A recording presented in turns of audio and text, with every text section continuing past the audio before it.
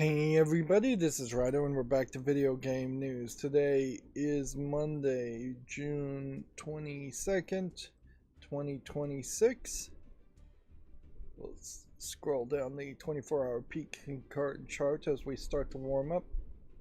The big news today is the Steam machine is now available for reserve, not actual purchase, but you can get in the waiting list. I've added myself to the waiting list.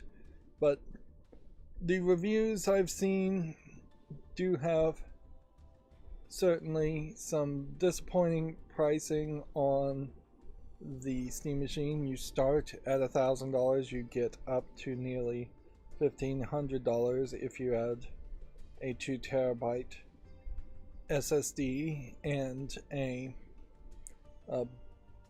controller. Controllers are like $69 each, adding to the price. And your two options are a 512 gigabyte SSD or 2 terabyte SSD. Inside of both, I believe there is one single RAM stick, a SODIMM RAM stick, basically a laptop RAM stick, 16 gigabytes of RAM, which would not be, I assume, DDR compatible.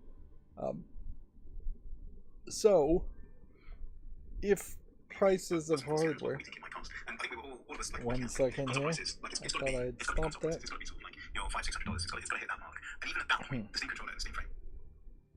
There we have me listening to another reviewer. It's a website, another YouTube channel's review. So yeah, if prices ever came down and you wanted to upgrade the RAM, I don't think you can just get another 16 gigabyte SODIMM stick that would match the one that's already in there. I think you're going to have to buy either DDR2, two sticks of DDR 8 gigabyte to get the equivalent, but faster speed, slightly faster speed, or you're going to have to buy 2 sticks of 16 gigabytes to get more RAM, or I guess you can buy 2 sticks of 32 gigabytes if such a thing even is available. The only other upgradable thing that would be a lot more easy to upgrade is the NVMe. Nobody has shown so far what that process really would look like as far as where is the recovery image that you would have to put to a USB stick to install a SteamOS to a fresh new NVMe installed in the Steam machine, which, yeah, there's only one spot for one NVMe, so you would probably have to have like a USB NVMe reader to move things over if you had a failing NVMe that still was readable, or to just try and copy things over completely. The Linux way of cloning a disk is pretty complicated. Like, I don't think there's a great suggestion I can think of off the top of my head to say plug in your new NVMe via some kind of USB reader you'd have to buy extra, and then run a program to clone your current disk image to the new disk image to the new disk, then swap out the hardware. But yeah, it does support the longer, I think they're 2280 NVMe's, but inside of it, it starts with the shorter, more expensive ones that fit into the Steam Deck, which, yeah, there are some real weird hardware choices with the Steam machine overall, and there is no upgradable path to get the graphics card to be any better, nor do I think there's going to be any kind of external GPU support, because I don't think the hardware even has a connection. You need like a Thunderbolt port on it or something to get an external GPU to make sense, or an eGPU port, and it doesn't have that. So best case scenario would be that you have a USB video card, and that even at the highest speeds of USB still probably is not fast enough. And internally the GPU you've got and have to live with doesn't seem to be performing particularly well. Even if you are just limiting yourself down to trying to get 1080p 60, I don't know if it's really guaranteed to be at that level. Remember this, it's important to point out that the Steam Deck itself, its internal resolution is usually a little bit below 1080p 60 too. But yeah, I definitely wouldn't get a Steam machine and then expect it to put out 4K video on a 4K monitor TV. So I'm not 100% down on it and negative on it. I still think probably if you are planning on getting a SteamOS computer, then this is the one to get. This is probably a better deal than buying a Steam Deck. Theoretically, they said the Steam machine was 6 times more powerful than the Steam Deck. We'll see how that really applies. $1,000 for a pre-built gaming PC might be better if you can find a $1,000 pre-built gaming PC, but you probably can't with the same specs. And certainly you're going to be rolling the dice that whatever you buy as far as a $1,000 pre-built is actually better than the Steam machine.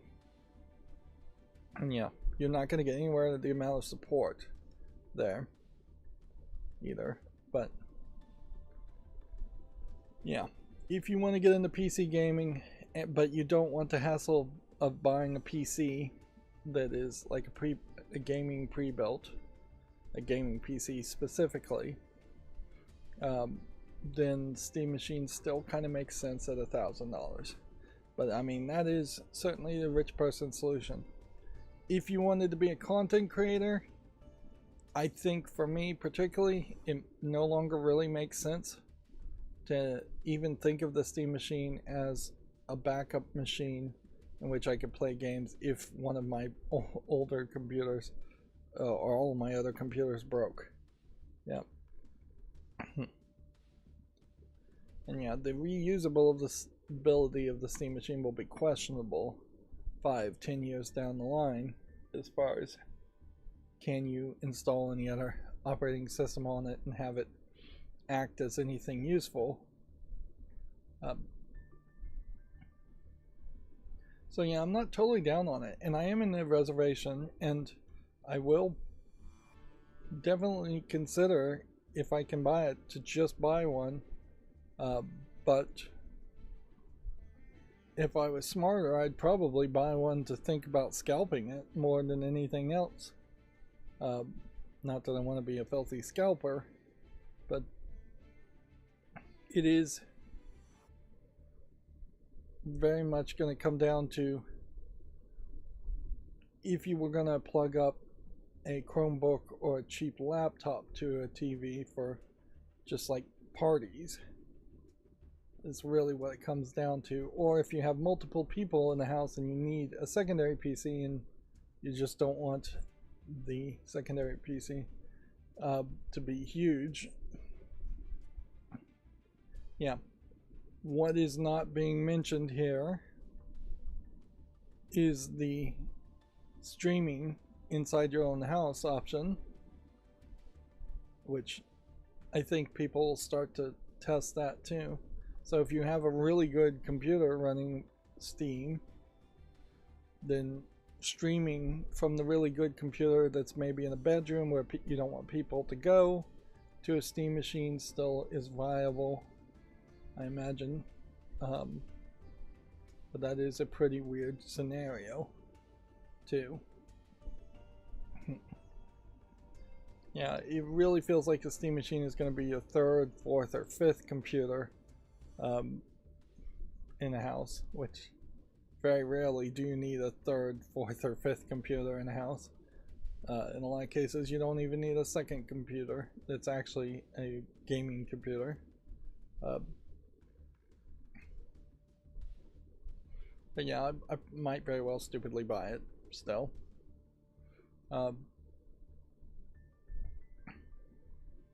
But I definitely don't think I'd ever make content with it, and I would almost certainly feel like I didn't use it. I barely use my Steam Deck even, and it makes a lot more sense for me just to dock a Steam Deck to a TV on the rare occasion that is necessary. Yeah, there is a much better argument to pay even the brand new prices for a Steam Deck and a dock and have that portability than there is to buy the Steam machine. We need to see more reviews of just a comparison of performance between a Steam Deck and a Steam machine, and even then it's still probably not a good comparison, because the reviews of a comparison of a Steam machine compared to a much better, albeit much more expensive gaming PC have come out, and yeah. Personally, I'd already pre-padded my guess and thought that it was going to come out at like $1,600.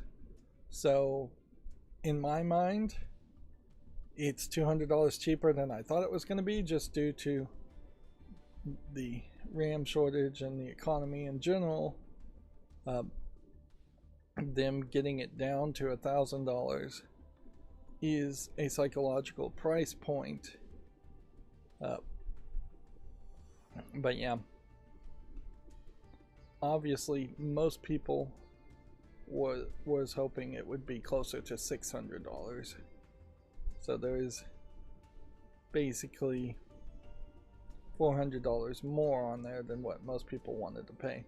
And yeah, $600 still would have been pretty expensive compared to buying a Switch 2, which is definitely more in the category of what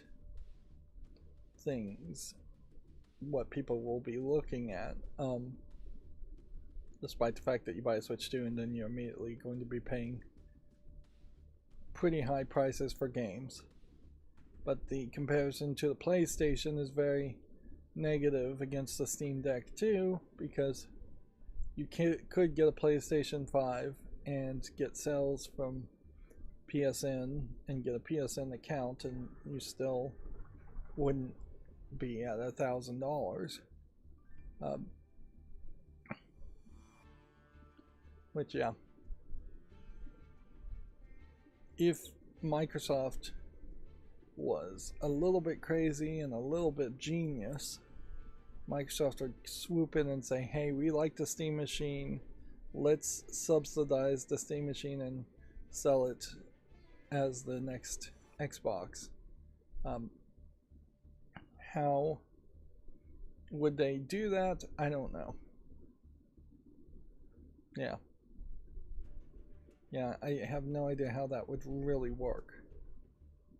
And $1,000 Steam machine probably is just going to lead to Microsoft justifying $1,000 Xbox Helix and PlayStation justifying $1,000 PlayStation 7, and Nintendo's next console, let's just call it the Switch 3, being $1,000. Prices only go up. That's pretty much always the case. Yeah. The last time in the United States, under this late stage capitalism, prices have significantly gone down. It was basically the Great Depression, when people literally could not afford to buy anything and just stopped buying things altogether.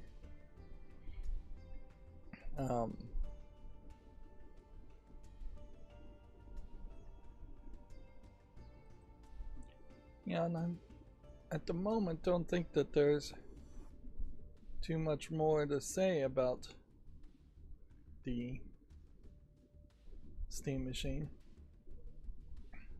So over the weekend I barely did a little work on my router. I really should have that fixed and just get things back the way they're going, get things back working and be done with that project. That was definitely an unexpected project from a lightning strike, which I found yet another thing that was probably broken during the lightning strike, and I imagine I'll just be finding broken things all over the place in my house, and like in the parts of my house that I enter and use the least, which is an example of having too big of a house.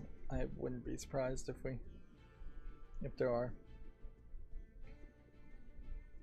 several things I'm gonna find that are broken. Yeah. I watched a movie called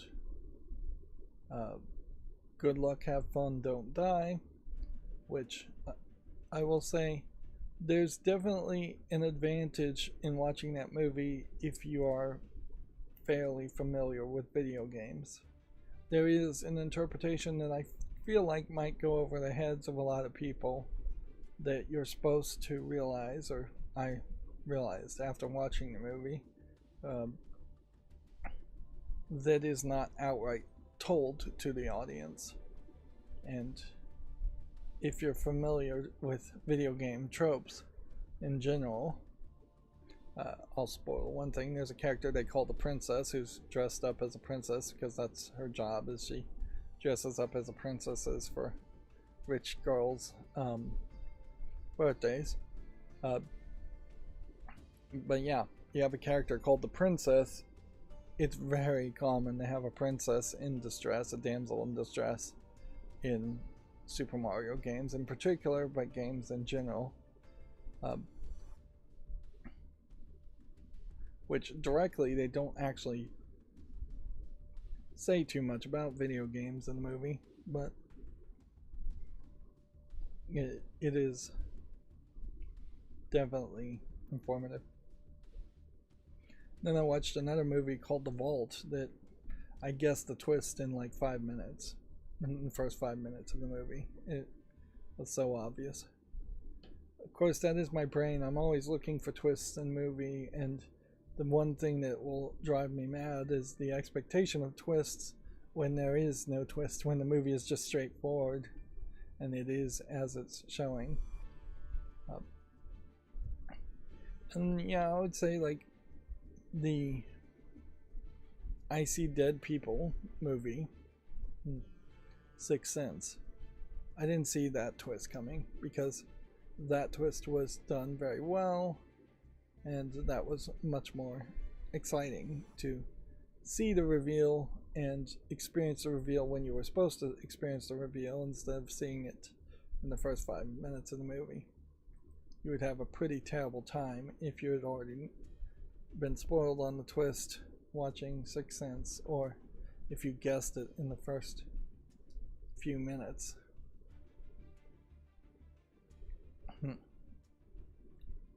Yeah. And that really just speaks to that movie being done a lot better than most movies. Over the weekend I also finished playing House Flipper. Very disappointed in House Flipper overall. Seems after the first 10 houses or so, they just were basically making streamer bait content and gimmick houses. I would say about half of the houses are pretty completely decorated when you just enter the house, and so there's very little to do as far as decorating houses or even fixing things, and it just becomes cleaning the house, and the game just becomes house cleaning simulator, which if it had that as its name, then I would be less irritated by the fact that you're really just not doing a lot of flipping. You're actually either putting a ton of effort into a house and selling a house like a normal person, staging and selling a house, which is less normal, than trying to just make a quick buck. Yeah, flipping, in my mind at least, means you're going to buy a house, you're going to have a 2-week schedule, you're going to paint the walls, you're not going to fix any plumbing or electrical, you're just going to hide problems, you're going to paint everything white, and then you're going to sell it for a quick buck. You're not going to actually try and remodel the house and make a house livable in the long term, or bring it up to code or any good quality standards. After that, I did probably an awful episode, I will admit, showing off Home Planner 3D, which isn't even really a game. It is a home design software with a lot of ads in it for their pro version, but it also has an Android app, and it's something I played with a couple years ago to just fantasize about building a dream house. And so I showed off the design I had from a couple years ago on a dream house, which is, I think, like somewhere around 13,000 cubic feet of space. It's probably a $3 or $4 million house as designed. And yeah, a civilian like me could use software like that to build your dream house and then hand it to an architect and designer who can then scale it back down. And inherently, if you're building a mansion, you kind of need 4, 5, 6 bedrooms for it to be sellable. You can't build a dream house that is 3,000 square feet and then have only 1 bedroom in it, or only 1 bathroom in it, because then you couldn't sell the house and you probably couldn't insure the house. So if you were to win a dream house, which is what Publishers Clearinghouse, before it got bought out, was one of their awards was giving away, you're going to end up with a house with a lot of bedrooms. Although in fairness, the Publishers Clearinghouse dream house was really like a $1.5 million house, so depending on where the house was, that may not even be that big of a house. Like a $1.5 million house in Washington DC or LA is very different than a $1.5 million house in the middle of nowhere, Michigan.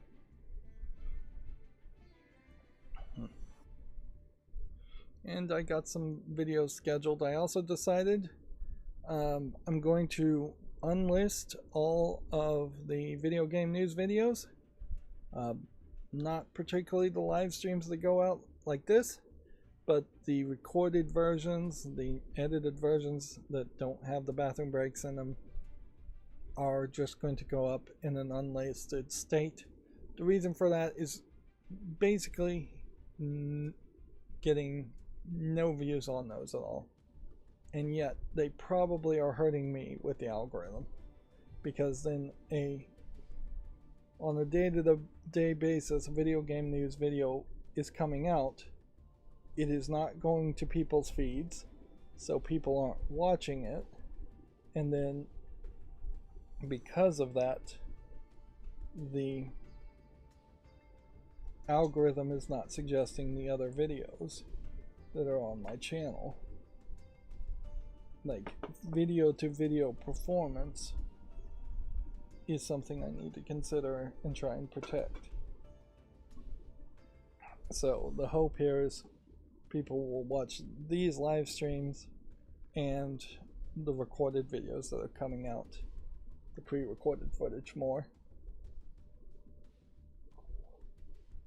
Arguably, I should probably take it to even another extreme and have a second channel or a third channel and have different shows on different channels.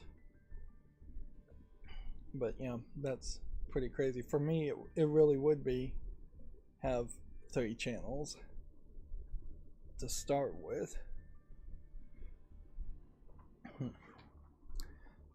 Still playing Pokemon TCG Pocket, nothing really new there. There's an event that's about to wrap up. Still playing Memento Mori, nothing really new there. There's an event that's about to wrap up. All the events tend to wrap up as you get towards the end of the month. And haven't fallen down the well of installing any other fake ad game. Which, yeah. There definitely is something about those fake ad games too, particularly on Facebook. It really is just like the same games, same 9 or 10 games over and over again with different ads to make it look completely different. Whereas as we scroll down this gacha list of games, a ton of these games are not being advertised at all. Maybe they're not being advertised because it's Facebook and that's the wrong audience, and maybe they are advertising on like TikTok or something else. I wouldn't be surprised if a lot of these Asian focused games are sold and advertised heavily in sites like Line or more Asian centric stuff. Isekai Slow Life is on Facebook, I will say. But yeah, Sword X Staff I think might be new, so it might be advertising. A lot of these are older games too, so they're probably not advertising much at all anyways. One of the things, because of the Steam Deck, I saw on Reddit they had linked to 3 reviews. The first review for the Steam machine, not Steam Deck, was Linus Tech Tips. The second review linked was DF Retro, and the third review is Giant Bomb, which does make an interesting question as to, are any of those reviewers that relevant, or are there any more relevant reviewers? And I think we really are at the point where Linus Tech Tips is probably the most relevant PC hardware reviewer than DF Retro. Giant Bomb being in the 3rd spot I think is pretty crazy. We are slightly past the 1-year mark of Giant Bomb being independent, and there is a completely unrecognizable group of people there, and I have no interest in listening to any of those people. Yeah, Giant Bomb is long since dead, probably 2 or 3 times over dead, and you can see it definitely in their views too, in that they're getting 6,000-7,000 views when they really in their heyday should have been getting 100,000 views for every bombcast. And if it says anything at all, they were tired after the Summer Games Fest announcement, and they did a bombcast that was only 17 minutes long, which is a shockingly short amount of time, considering how bombcasts on average tended to be 2 hours and 30 minutes every week. Like, I spent way too much time listening to bombcasts. But yeah, Room Planner, Design Home 3D. If you can find the escape button after the ad that just immediately pops up when you first install it, if you can use the mobile app, it's, I think, much better for House Flipper if you really want to decorate a house as a software. There's probably better software out there, I just don't know what it is. And there's like only one on Steam in particular, because almost certainly the software wouldn't be on Steam.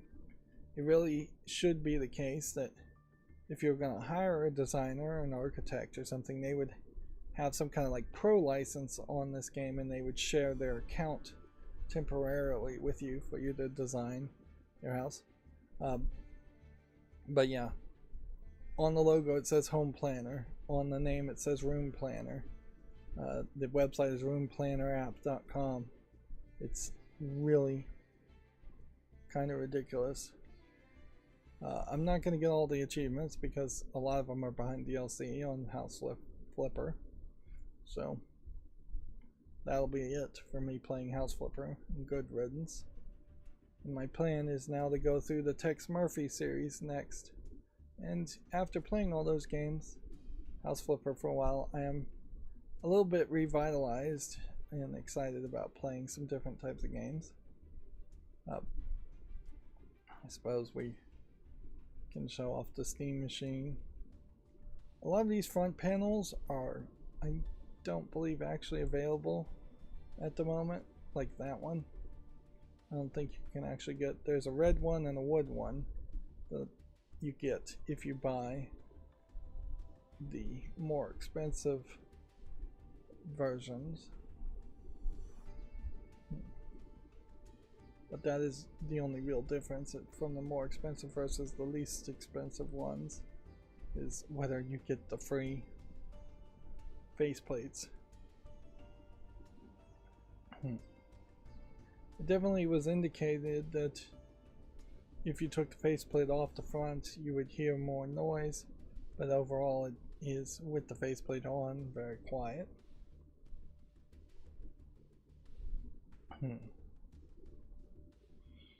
Yeah. Still waiting for the Prime Day sales to start. That's basically in 23 hours or so, 12 hours or so. Yeah, I don't know really what's going to be on sale that I need during Prime Day, but almost certainly they're going to sucker me into buying some stuff. Yeah.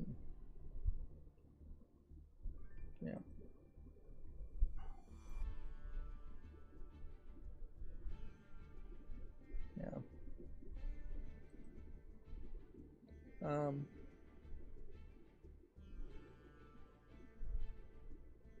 I'm struggling to keep my electricity bill down in the summer heat, and not doing a particularly good job there.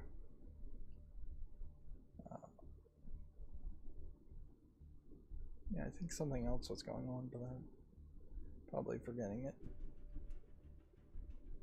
So at a certain level, I guess maybe you could join the list, and then you join the list, and then once the list is closed, it will be randomized and you'll get an email. So I went with the 512 gigabyte with controller to join the list. Suppose I could also be in the 512 without a controller, and that would be fine. I'm also on the list of that.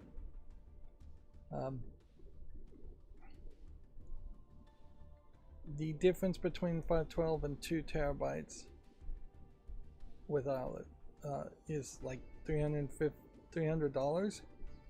That's a pretty expensive difference there, just for a bigger NVMe. Yeah.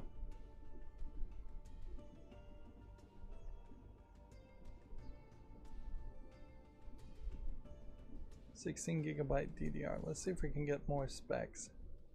Bet we don't. As far as, yeah. Yeah, I feel like these specs kind of had already been there. But yeah, I would like to know if the RAM, the 16 gigabyte DDR5 is, well, I guess if it says DDR, that's double dynamic rate. Yeah. But that's not what we're looking for. We're looking for dual channel, if it supports dual channel or not.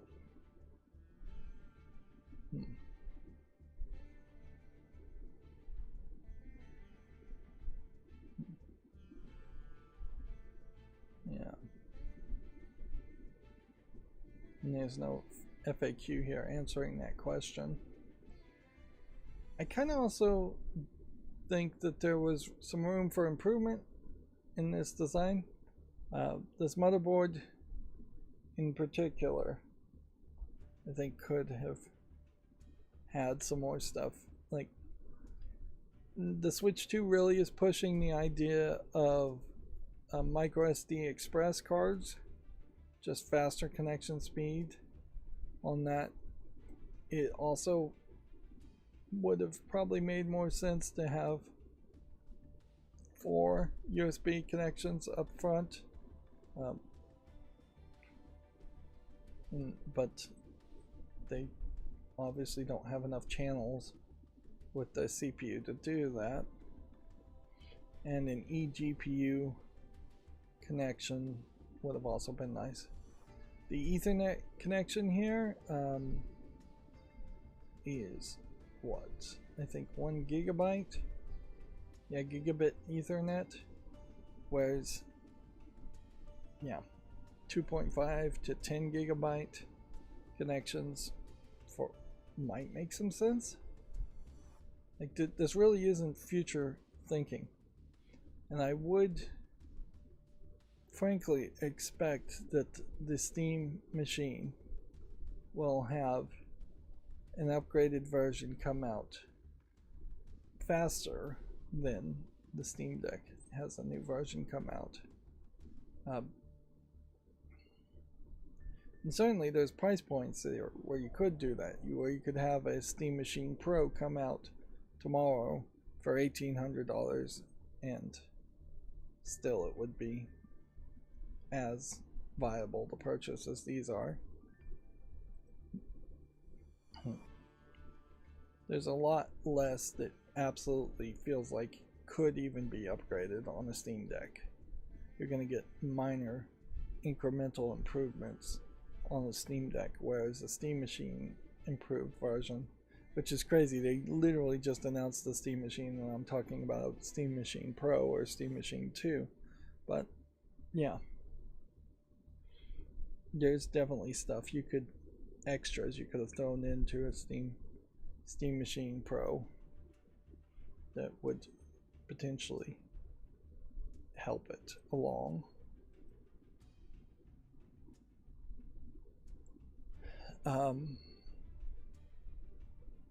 But yeah, overall, I assume enthusiasm is going to be fairly low for the Steam Machine. Availability is going to be fairly low for the Steam Machine. And yeah, the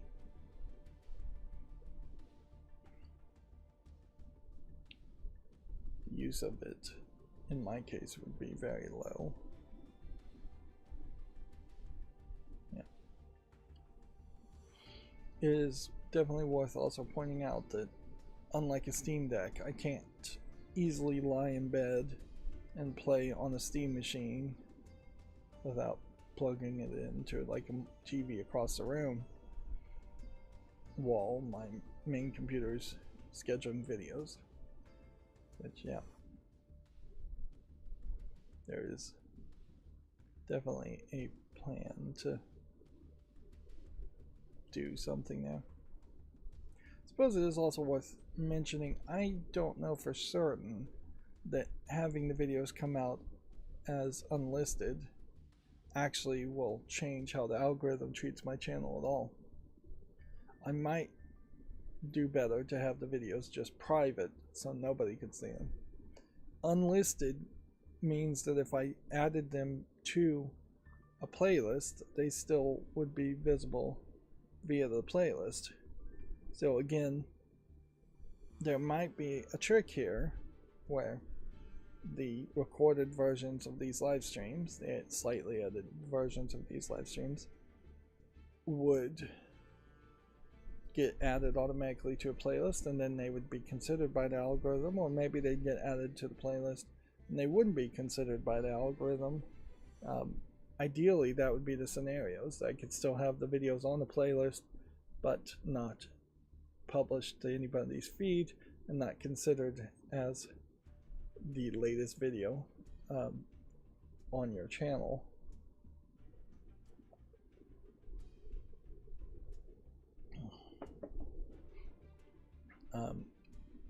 I wouldn't be surprised if we see slightly more people getting excited about the Steam Deck now.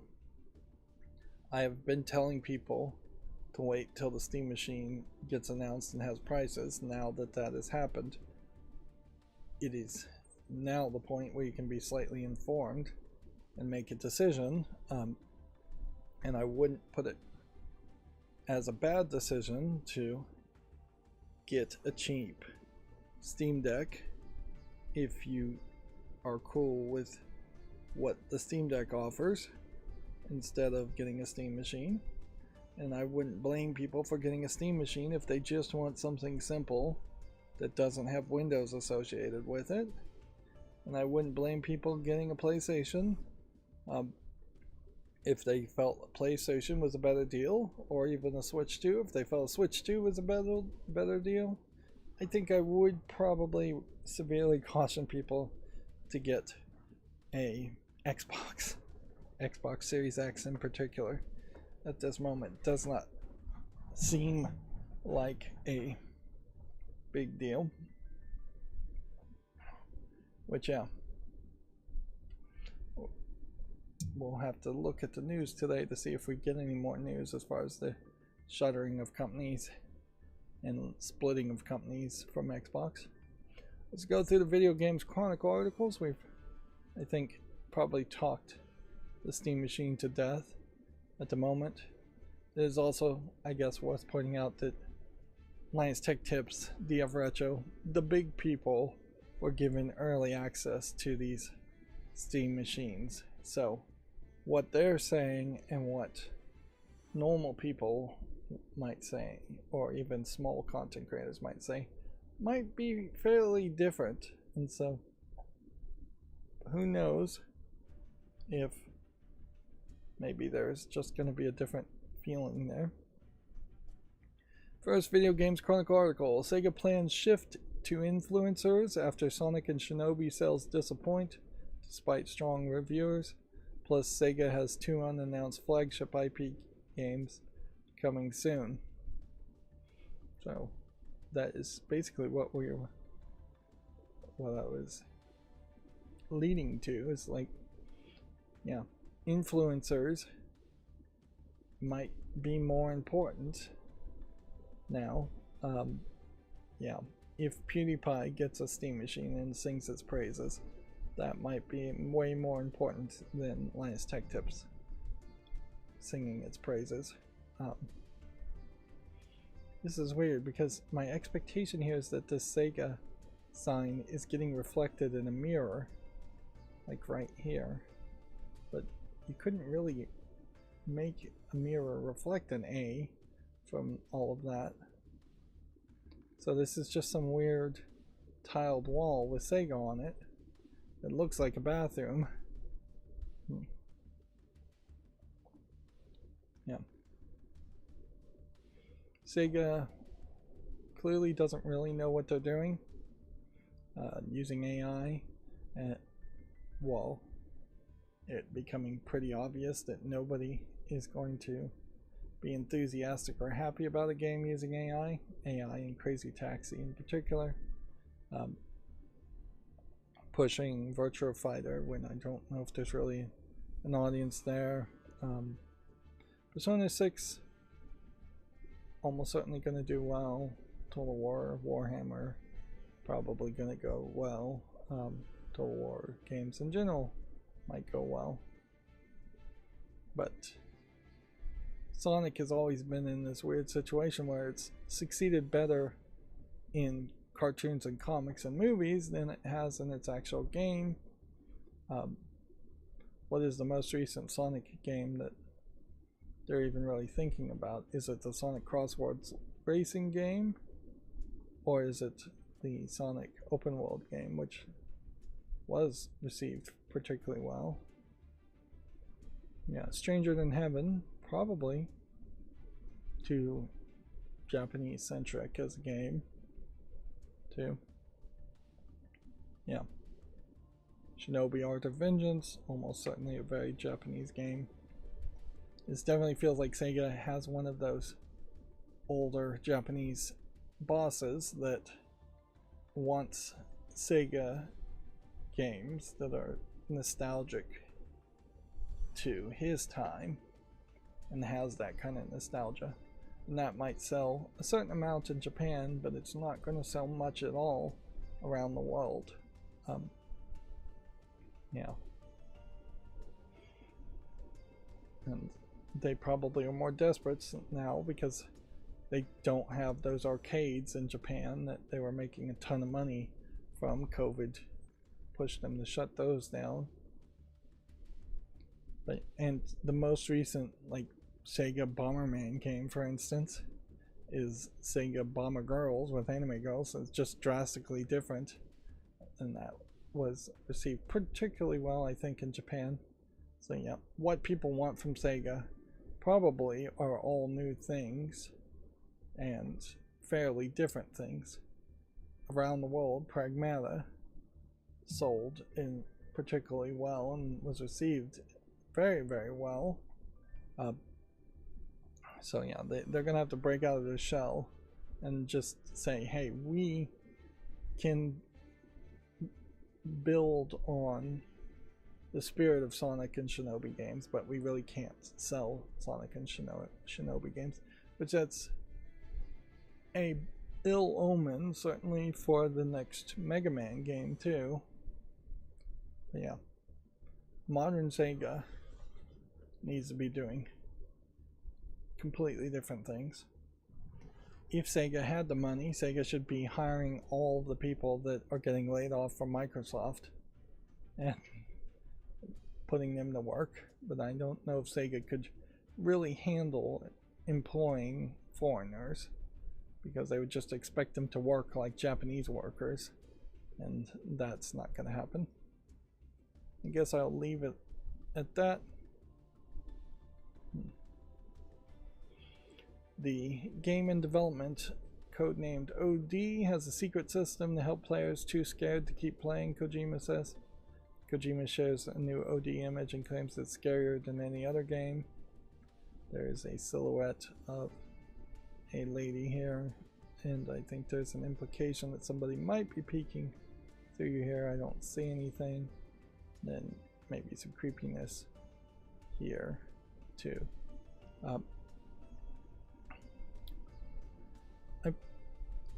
I once thought up the idea of texture swapping in a horror game, where it would take statistics of, if you look at the wall for a long time, then you're not really scared of the wall. So swap out the texture of just maybe bloody bricks with creepy vines or something like that. Or crawling spiders or something like that, where the game would actively keep it somewhat varied, but also dynamically adjust the game to be as scary as possible, playing sound effects at random, and if you stop walking, you know those sound effects cause the person to be startled and pause, but if you just ignore it and keep on walking, then that sound effect is useless.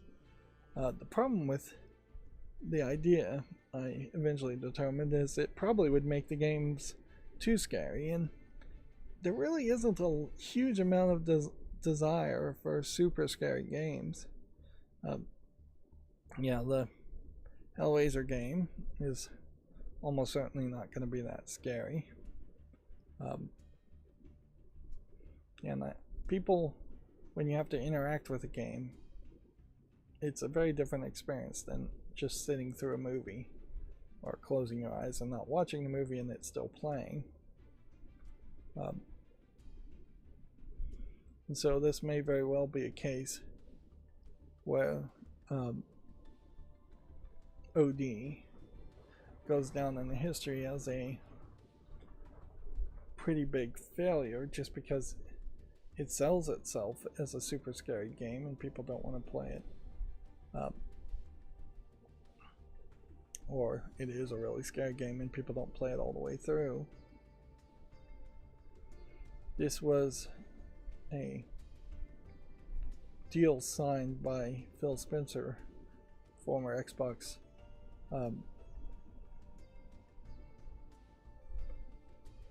so OD very possibly might get cancelled, if they can cancel it before it actually comes out. OD is obviously very heavily influenced by PT, which that would be the biggest twist if it it actually was a Silent Hill game, and that Konami and Kojima are back together, working together for some crazy reason, which I seriously doubt that would happen. And honestly, Kojima making a new Silent Hill-like series would make more sense than trying to license out Silent Hill to multiple different developers. Anyways, I guess I'll leave it at that for now. Valve themselves have said it's significantly more than what they originally wanted to charge for the Steam machine. And yeah, the 2 terabyte version comes with 2 faceplates, which is probably them just cleaning out stock. I wouldn't be surprised if at some point you stop getting the 2 faceplates even. And I think we've talked that over already, so we don't need to mention it too much more. Warframe Dev says the end of Destiny 2 content is heartbreaking and not being celebrated by its rival. The game is healthy when you have competitors, they say. Alright, well that's a real nice thing to say. I don't think it really means much. Yeah. Interestingly, there were some Deus Ex gimmick houses, at least one gimmick house that was around Deus Ex in House Flipper. It's a pretty old game, so some of the game references that in gimmick houses they were doing probably flew right over my head. There was like one for Dragon Ball, the Kame house, I think, the little pink house on an island for the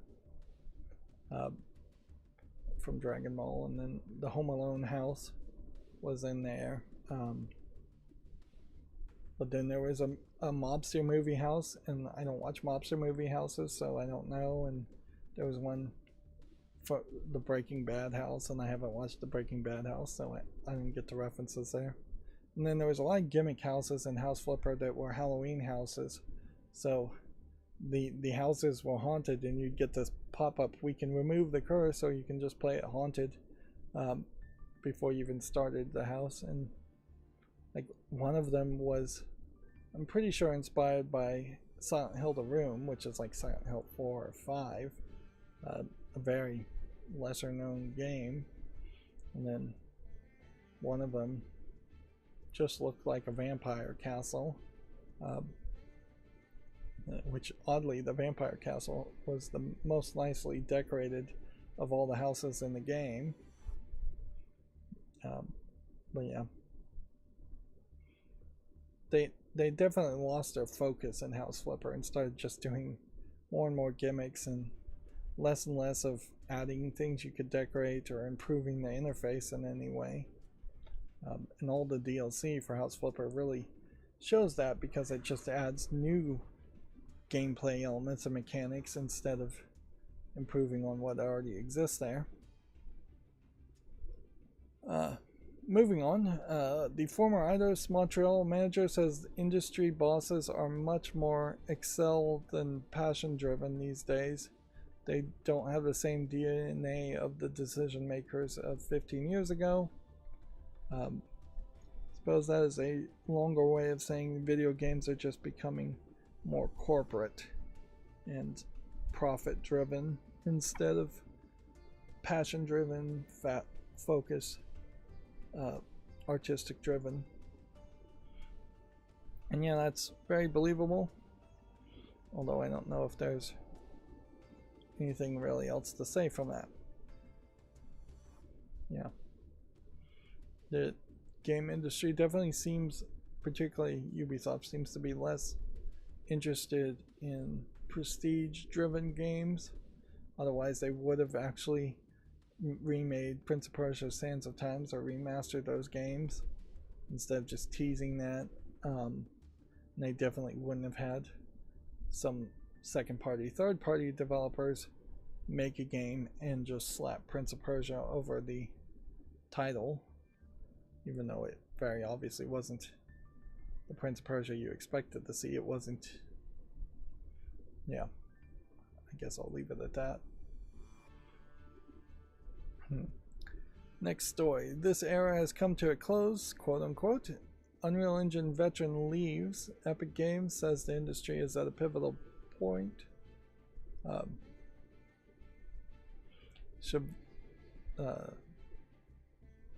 Sword De Jong? I don't know how you'd pronounce that. I think you kind of treat a J like an I. But even then, Sai Award De Jong, I don't know, suggests that the old ways of working is being replaced. I would assume this means that Unreal Engine is just getting more and more AI vibe coding going on, and Unreal Engine is probably just very focused on Fortnite and doing things to make Fortnite run well.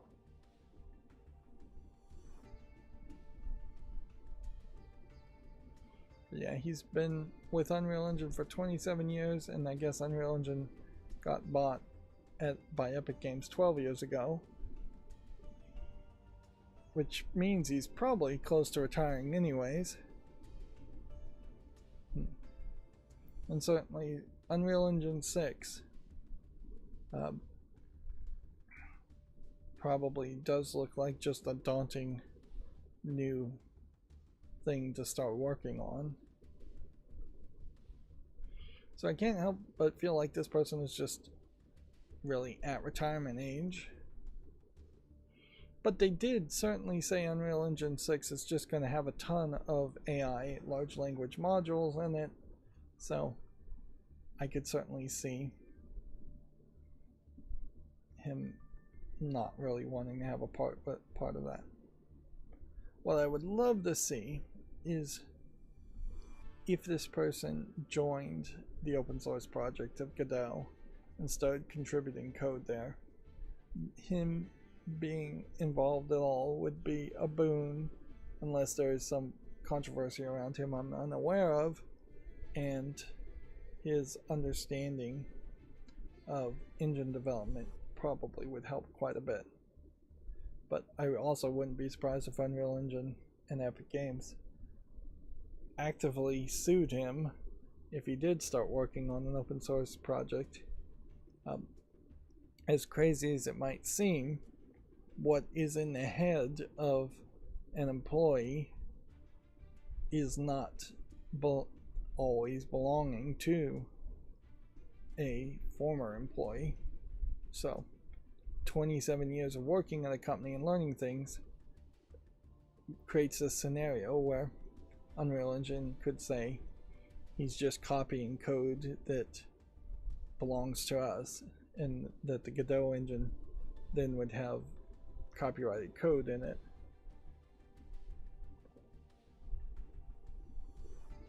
Which, yeah. And for that reason, it might very well be that they wouldn't let this guy work on the Godot engine, or he'd have to work very carefully on something different. Although I don't know how much he actually was working at the end of his career, more than just being a lead evangelist, which is more advertising and promoting things, although those terms are pretty made up terms. I also don't know if the Godot engine would actually benefit from a lot of the Unreal Engine code. There is definitely some problems with the Unreal Engine code and its performance. Let's see. Moving on, Final Fantasy VII Revelation Director says his next game won't be a remake, but could be a grand-scale RPG. Naoki Hamaguchi wants a new challenge, whether it's a Final Fantasy or a different IP. Yeah, it would make all the sense in the world after these remakes to put him in charge of the next numbered Final Fantasy game, considering the last couple of Final Fantasy games were not very well received. I mean, you basically have a trilogy of games where he would have been honing his edge to make his own new Final Fantasy game. So yeah, that makes a lot of sense. I wouldn't be surprised if there are more Final Fantasy remakes slash reboots that get made. Like Final Fantasy 13 probably would be my guess. But I wouldn't be surprised if they actually, Square Enix just has somebody else handle those instead of Naoki Hamaguchi handling them. CD Projekt Red CEO says Cyberpunk didn't finish its redemption arc. Hopes that Witcher 4 will win over those who have lost faith. We lost the faith of some people indefinitely, and that's a fair thing. Yeah. I would have to really think about what they actually did to lose people's faith, other than, oh, I guess they're specifically referring about the terrible performance of Cyberpunk 2077 when it first launched. Because yeah, there's been some other things that they've done that people have been unhappy with too, such as like being in the lawsuit for way too long with the writer of the Witcher game to try to avoid paying him more royalties, and I think they laid off some people, and I'm sure people weren't happy about that. Certainly by the time the trailer with Siri came out, people were already a little unhappy with CD Projekt Red, and then even more people weren't happy with them bringing Siri back instead of just having a new Witcher in Witcher 4. Yeah. It is always a weird thing when companies start talking about faith and the ridiculous concept of consumers having faith in a company when you really shouldn't. The only faith you should have in a company is that they are going to do what's best for their shareholders to maximize profits. So your faith in a company is they're going to screw you, basically. Anything above that is basically joining a cult. Let's see, Pokemon and Aardman share more details on its upcoming Misadventures of Sirfetch'd and Pichu animation. The project will take place in the Galar region.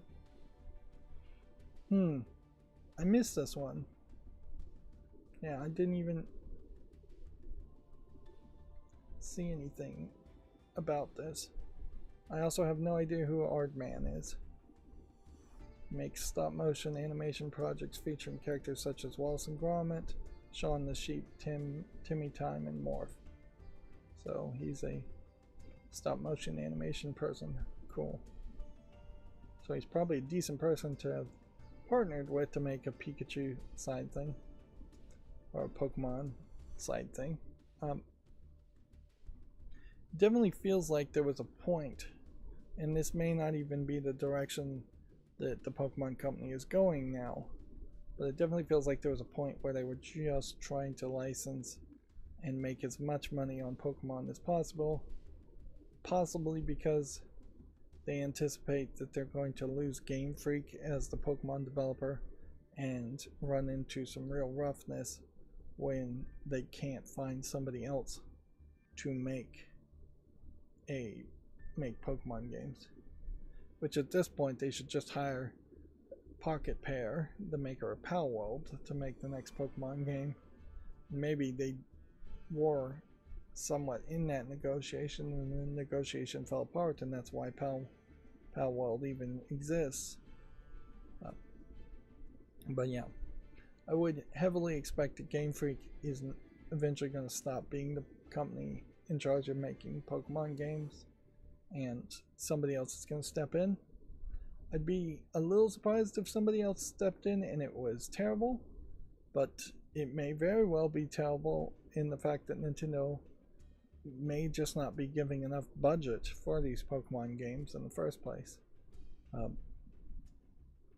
But you know, already we've seen a pretty big shift to open world 3D Pokemon games, and yeah, that is going to push the price of development up. Here we have a headline: if players are happy just watching a stream, then the game isn't good enough, says Shinji Mikami, reportedly saying that. The Resident Evil creator is said to have shared his thoughts with a Japanese comedian. Well, you can't trust comedians anywhere around the world to be sober and tell you the truth. I have no idea who Ika Kano is, obviously. Apparently they were on a late night chat show.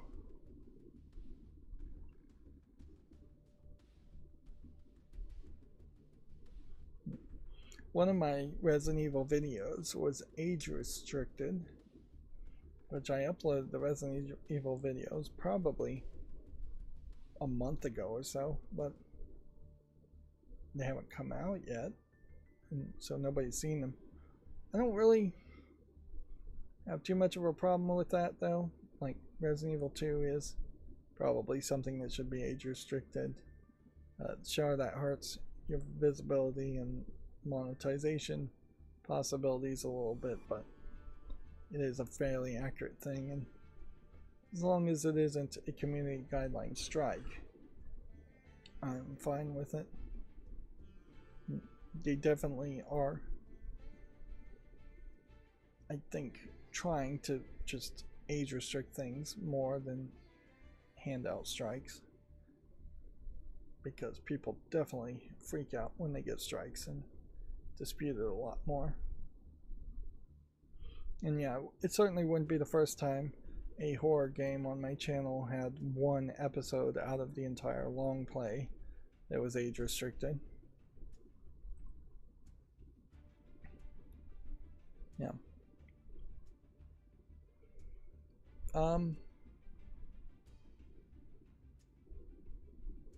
There is, as a content creator who long plays, there definitely is a desire within me to still be able to do that, but there is also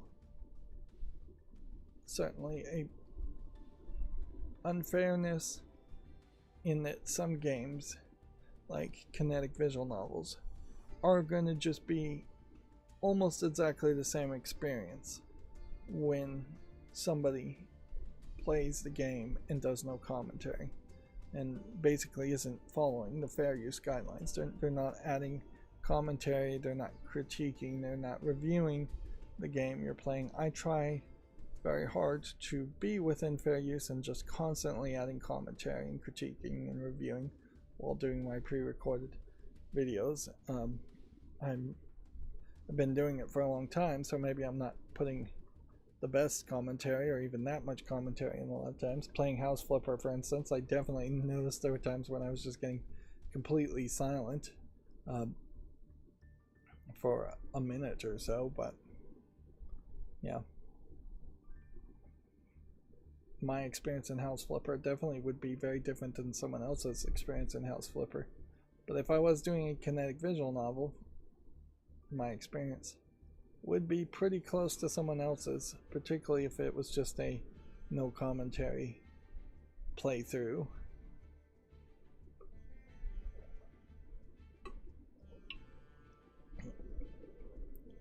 It is not so much that I feel bad for game developers losing sales due to long plays and people just watching it on stream. I feel bad for the people who are watching it on stream, really, because they're robbing themselves of experiencing the experience themselves, and the ability to form opinions and have that kind of experience. Yeah. The danger here is we're going to get into some kind of cyberpunk future where you just have a USB plug in the back of your neck and you just plug in the Disneyland experience that everybody can have, And instead of going to Disneyland and experiencing something unique and special to you, you're just having the generic Disneyland experience that's been pre-programmed, which is just going to make everybody think the same way and feel the same way, and everybody's going to be really boring and not very creative. On very rare occasions, I talk about how Super Mario Brothers, was almost certainly developed under the influence of magic mushrooms, which were briefly legal in in Japan during about that time. If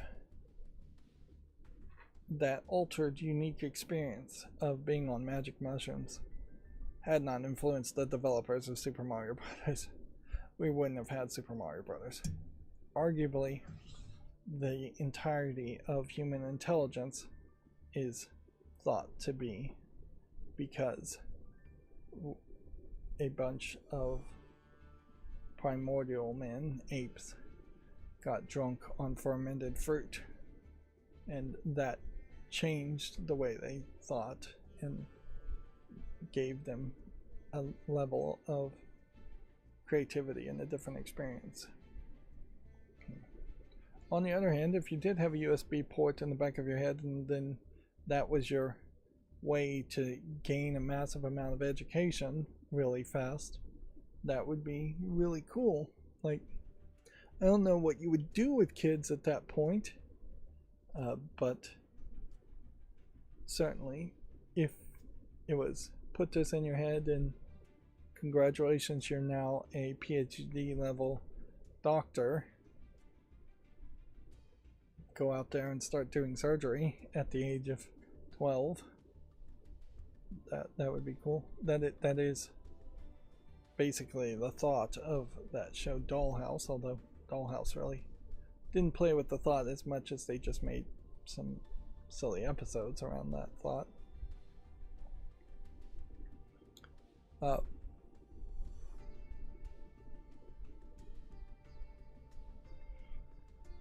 Let's continue with the news. We don't need to really drag out today's stream too much. The Ori director says Game Pass could have worked if Xbox didn't slop out mediocre content like a factory. The Moon Studios CEO argues Microsoft has not delivered enough hit games. I would argue that that is true, but I also think the only way you really have a chance of getting hit games is if you let games actually be made. Like, there most recently have been a lot of games that have been canceled. We haven't really gotten any follow-up, so we are just now still rumored that Double Fine, Compulsion, and Ninja Theory are going to be either split off if they can buy their own freedom effectively, or shut down. But yeah, I would really say specifically for Game Pass, they every now and then would have older games that were a little too old, or third-party games that were a little low quality. It never really felt like there was one huge game coming out for Game Pass that, except for maybe Call of Duty.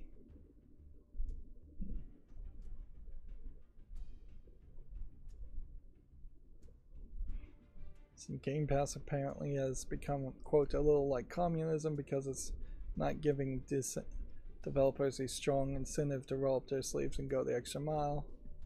And if you don't need to get the quality you need, it all comes crashing down because players will not pay up unless you basically force them to make content. I think this is probably a pretty bad hot take, though.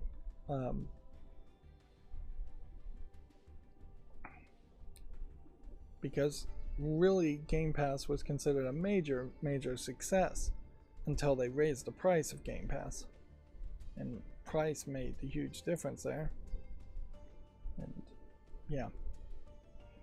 I definitely have been looking at every single Game Pass announcement every month for years, and I never felt like there was a month where there was absolutely nothing worth mentioning there. Yeah.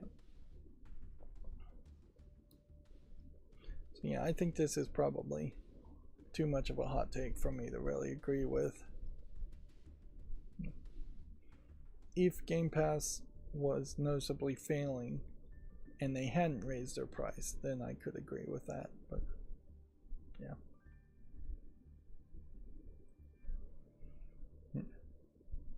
It is also, I think, really worth thinking about if we're going to talk about a place that allows a lot of garbage games, a lot of slop to be released. Steam by far has way more of that, and Steam is not failing, although Steam does not also have a pass system, although it very well might do well if it did have a subscription service that would just entitle you to a certain number of credits towards game purchases. Like one $60 game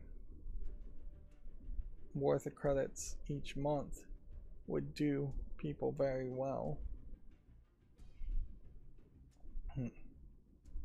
for a consistent $60 worth of monthly charges. And certainly I could see, like, instead of spending $200-300 during a summer sale, which I definitely have done in the past, paying $60 and letting those credits roll over and build up to a big sale, but then giving consistent recurring revenue to Steam, and also only taking that $60 a month out of people's monthly budget.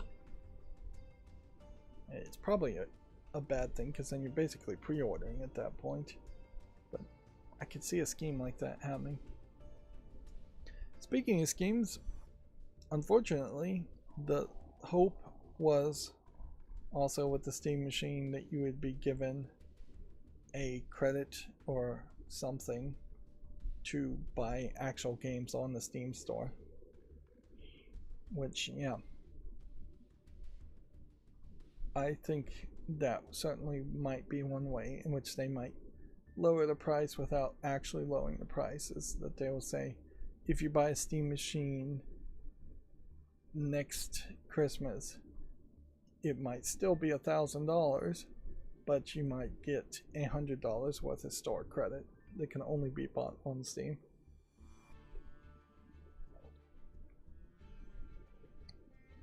Yeah.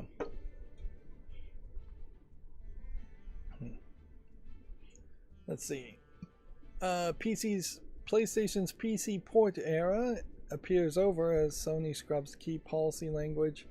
PlayStation maker seemingly collaborates claims it's stopping PC ports. This is being pulled from a Security and Exchange Commission submission, so who knows if that really means anything at all. I think you're probably grasping at straws, and at any point Sony could change their mind again as far as PC ports and be back to PC ports for some games, if not a lot of games. So yeah, it is definitely believable that that's what's going to happen here. Does the Steam machine change or even interact with the thought that PlayStation is going to no longer port its games? I don't think it really does. Well,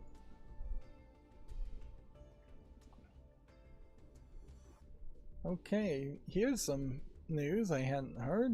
Ubisoft's co-founder Claude Guillemot dies in a plane accident. Ubisoft confirms one of the 5 founding Guillemot brothers has passed away.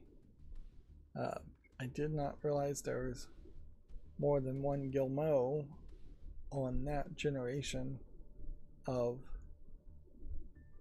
the family. I knew there was a Gilmo son, and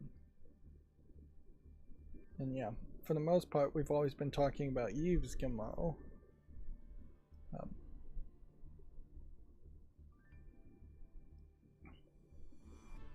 So yeah, it's a very family-centric company, very French company too, is falling apart.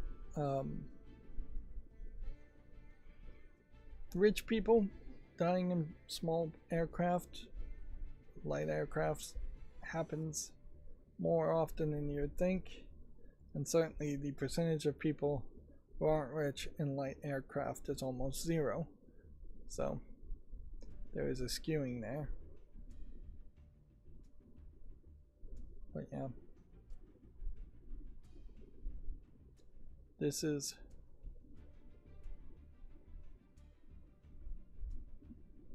the kind of obituary type thing you would expect to see more of in the game industry, and we are going to start to see more of.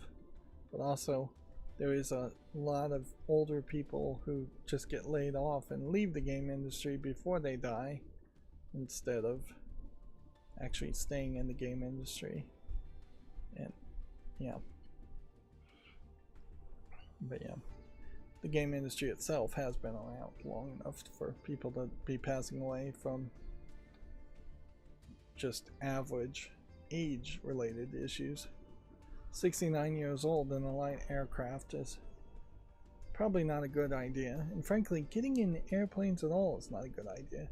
You really should be like wearing compression socks and stretching your limbs, and like aneurysms and things just happen. And it's not that planes crash, particularly commercial planes don't crash that often, but just humans are not supposed to be in pressurized environments in the air. Of course, if you're big in business, you end up in planes quite a bit. In fairness, people are also not supposed to be in metal tanks running around the roads, but that's exactly what cars are too. Yeah. Humanity would live a lot longer if we would just chill and had to walk everywhere. That would be good exercise for people, and it would reduce stress by quite a bit.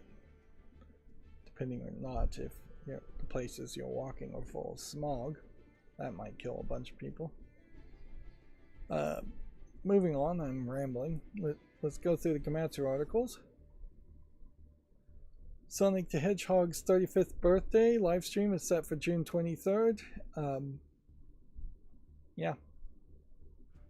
Again, I don't know what Sega can really do that would be smart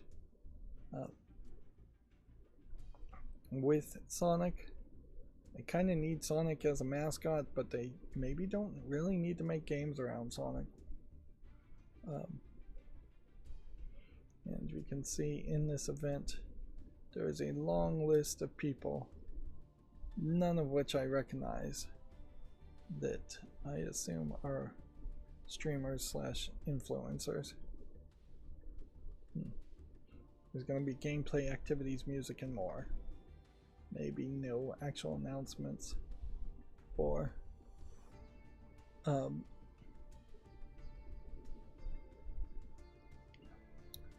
anything.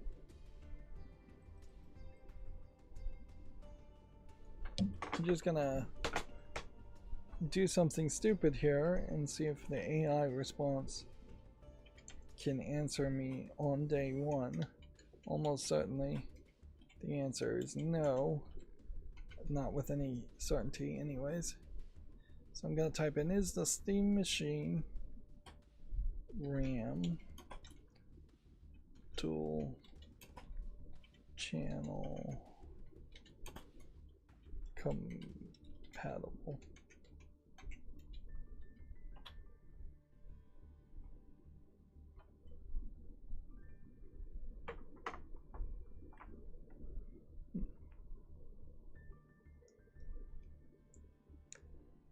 And here we can see the lie search assistant AI telling us the wrong thing, answering a different question than what I asked by saying the Steam machine is compatible with dual channel memory, which is true, but the first actual result I think answers our question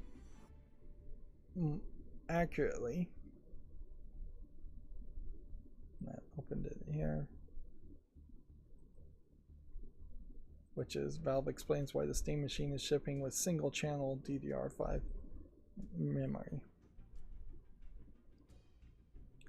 Yeah.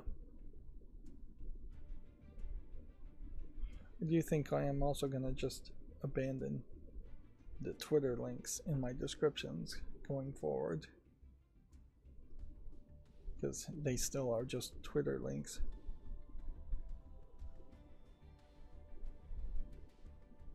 Yeah, they couldn't source 8 GB SODIMM sticks.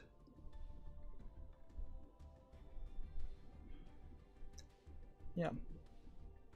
The fact that they're using SODIMM sticks also is a problem. Like, I could see very quickly them coming out with a Steam Machine 2 that maybe was a little bit bigger, but had the standard desktop style of RAM. I could even see them making a cheaper version that used DDR4 instead of DDR5 RAM. But yeah, getting away from the laptop RAM stuff would have made it easier for them to source the RAM.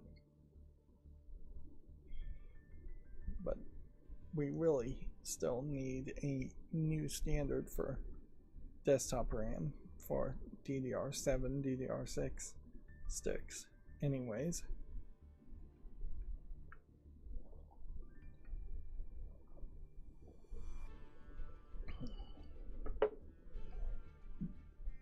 It is kind of interesting that they don't even have a SATA controller connector to it, because that would have also been a way to possibly save some space, instead of buying an NVMe, having a spinning hard drive in it, but that really wouldn't work. Yeah. It actually makes a lot of sense not to have a SATA controller connector. Alright, well, Gung Ho Online Entertainment announces its Anime Expo 2026 plans. Which, yeah, seems to be Ninjala 2, Trails of the Sky, Second Chapter, Puzzles and Dragons. And you know what? I think I want to take a little bit of a break before we go through any more Gamatsu articles, so I'm going to take a bit of a break and then we'll be back in a few minutes.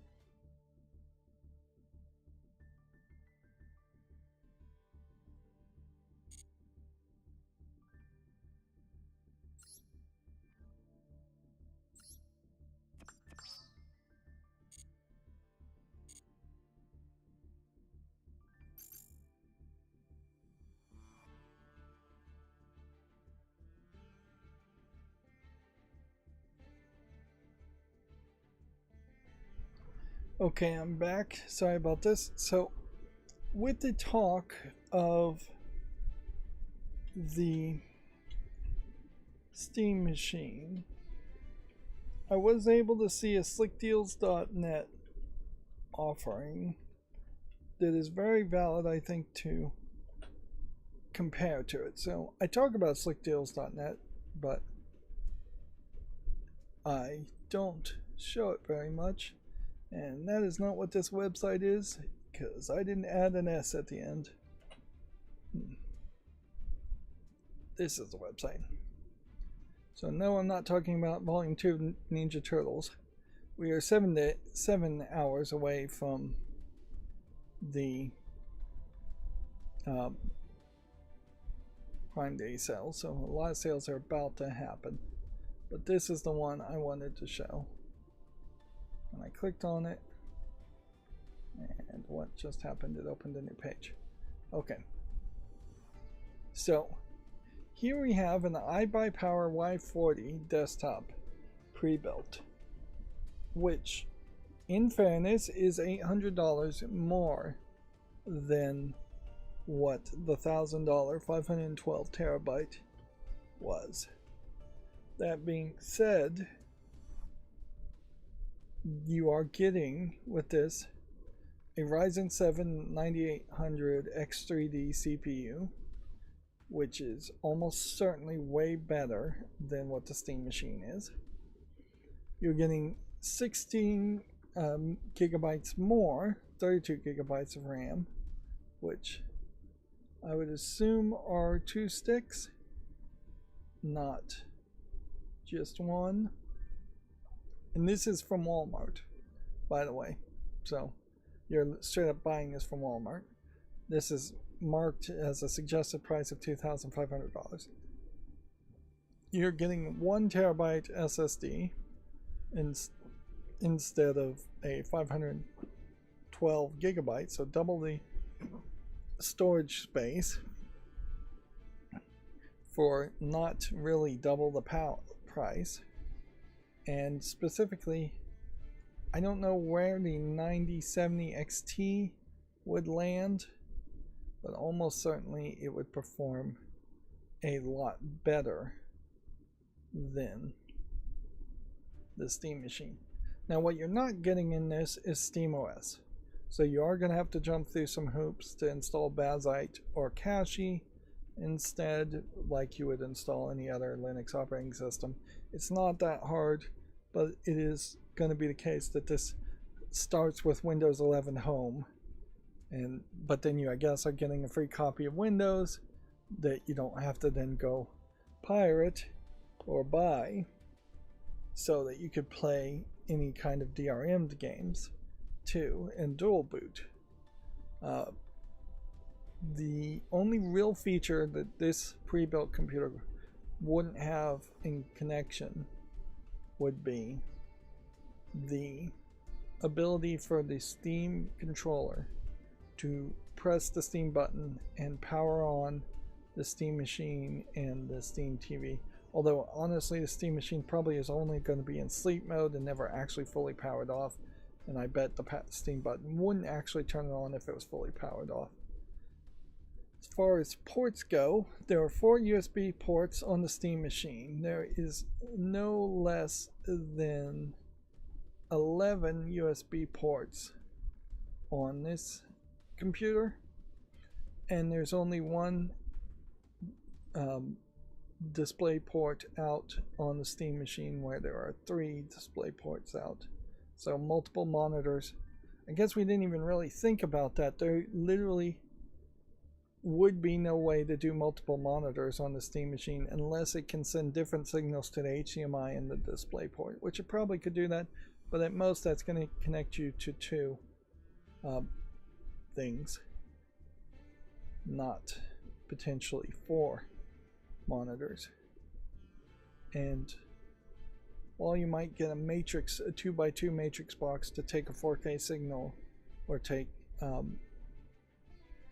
multiple 1080p signals to a 4K TV, you can't really do it in the opposite direction. and take one HDMI out that's 4K and make it 4 separate 1080p signals. Maybe there is a device that does that. There almost certainly is, but on a Steam machine you wouldn't be getting 4K out at any good quality. Also seems to me, let's just click on the pictures here, that you are getting just a free keyboard and mouse instead of being charged for that. One assumes that, yeah, the keyboard and mouse here, I assume, are coming with it. They're probably trash keyboard and mouses. And one definitely assumes that you, this is weird how this works in this vertical format. Yeah, it is dual channel, 16 gigabytes, 850 watt supply. The Steam machine only goes up to about 180 watts that it could use at total, and that probably is your best indicator on how underpowered it is. Yeah, I would assume if anything went wrong you can return it. You probably can't get it fixed or serviced at any level at Walmart, but you could return it to Walmart and they may just trade out with a different one. And it is worth pointing out that you are very much on a good track with the all AMD setup here as far as installing Linux on it. You're not being pushed into an NVIDIA graphics card that would have proprietary drivers and be harder to use in Linux. You're not using an Intel CPU, which might have less support than AMD does in the Linux kernel.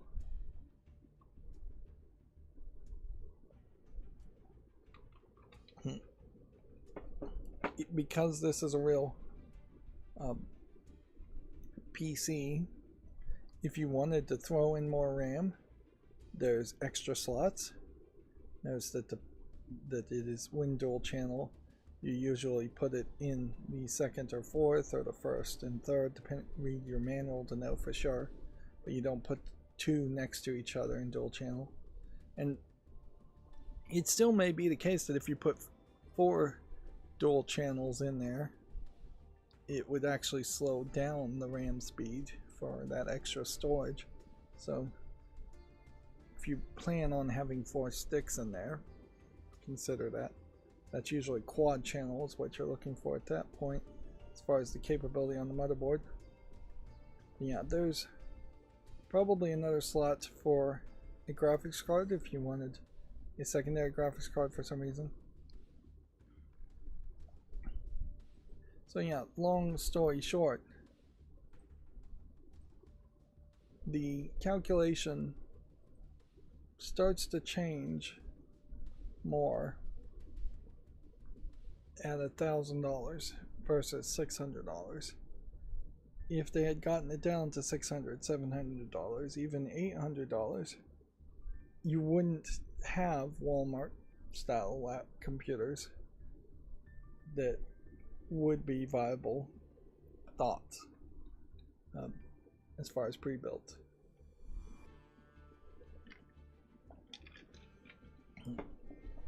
Which, yeah, if I desperately needed a computer to stick next to a TV in a different room and I really didn't care about quietness that much or size that much, a pre-built might as well be the next thing to go and build, because yeah, I just don't have the time and energy to build computers myself anymore. So now is really not the time to buy a computer, but yeah, if it was, I definitely might swoop in on that.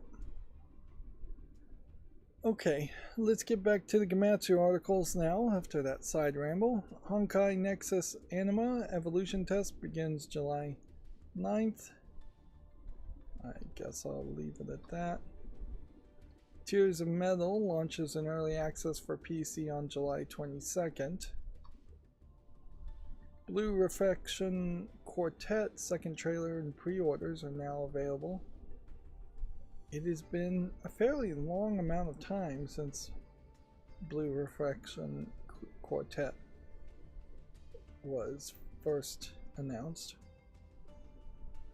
This is the old girls' school, Japanese schoolgirls that go to a fantasy world and transform into magical girls. JRPG type thing. Definitely has Yuri overtones. But yeah. I don't know if there actually is any of that. And weirdly, it seems like every girl is actually going to a different school, because the skirt colors, the patterns, all of that would be the same if they were going to the same school. But that then also helps them be fairly identifiable characters without giving them the wild, crazy anime hair. Notice all these characters have shades of brown and black hair.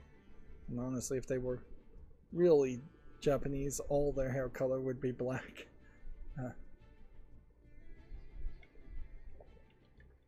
And then when they transform, that's when you get the bright, colorful outfits.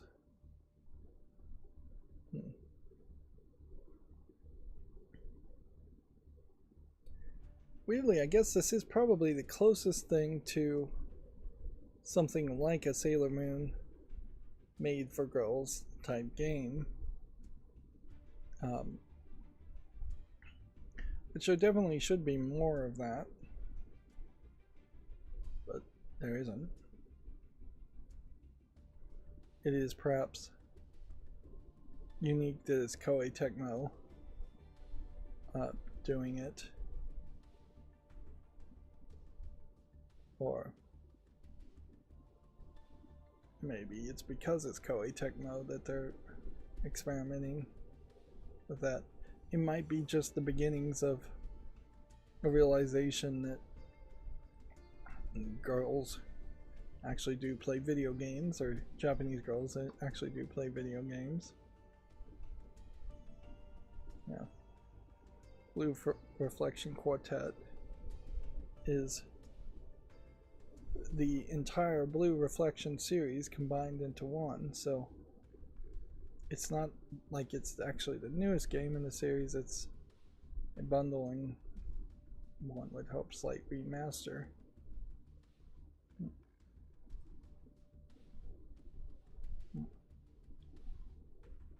But yeah,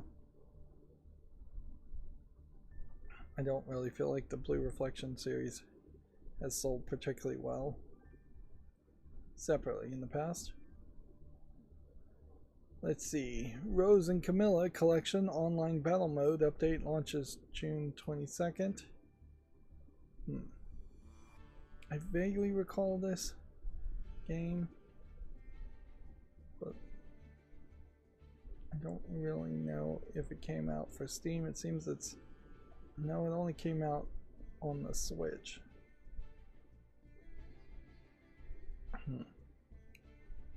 And maybe didn't even come out to the West because we only have Chinese and Japanese versions. Kind of a different animation style too to it. This week's Japanese game releases: Star Fox, Villian Code, and more. So, yeah.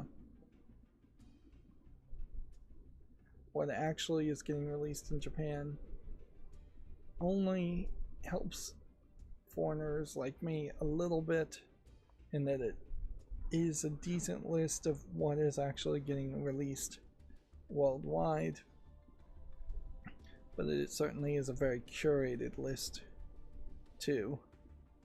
It definitely is not just every single game on Steam. Higurashi When They Cry has a new TV anime announced.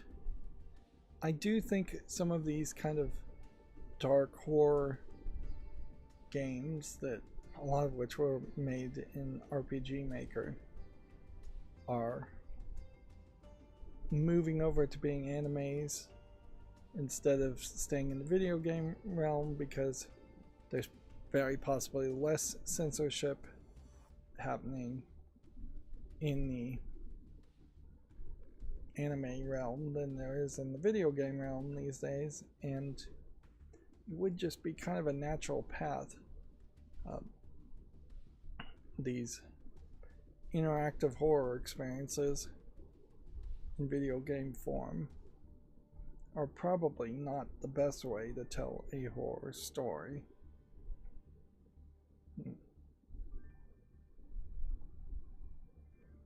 Yeah. I'm going to venture a guess,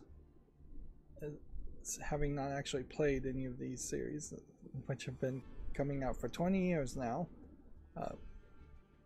But I think here's my vague memory of what the Higurashi series is you're in a village, there's something cursed about the village, and there's always a psychotic killer in the village. But there are also loops, so one game the psychotic killer might be one person when they just turn into a victim and aren't a psychotic killer in the next loop.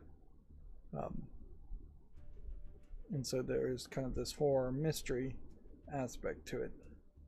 I think that's what Higurashi is about, but I may have literally just described a completely different game, because there is certainly at least a couple other ones. Corpse Party is the other series that comes to mind in that case.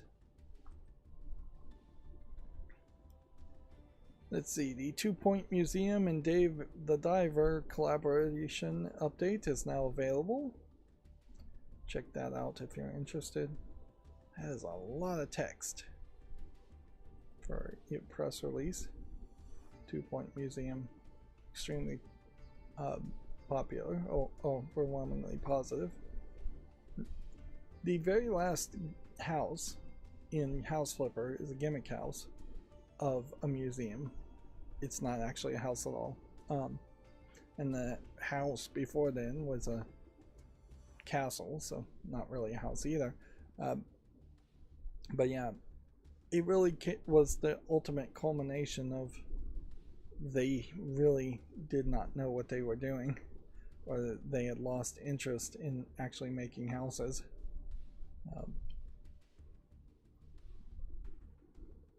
But yeah, I probably will want to complain about House Flipper. I'm amazed how popular it was. It very much was obviously streamer bait as a game, and that it was people playing the game while it was still being developed and streaming it, and I could see where streaming it when it was at its peak of popularity would make some sense. Let's see, 2 Point Hospital Full Health Collection has been announced for the PS5, Xbox Series, and Switch 2. It includes the base game and all the downloadable content. I feel like 2 Point Hospital came out after 2 Point Museum, so it must be the lesser game, because we're still getting content added to 2 Point Museum. But maybe I'm misremembering. Let's see. Fatal Fury City of Wolves DLC character Kenshiro launches in June. This is a Fist of the North Star character, in case you don't recognize him. Fatal Fury City of Wolves is rated very positively on Steam. Drunken Goddess Reflux launches in late 2026. This one already has more excitement around it than you would think it would. Yeah.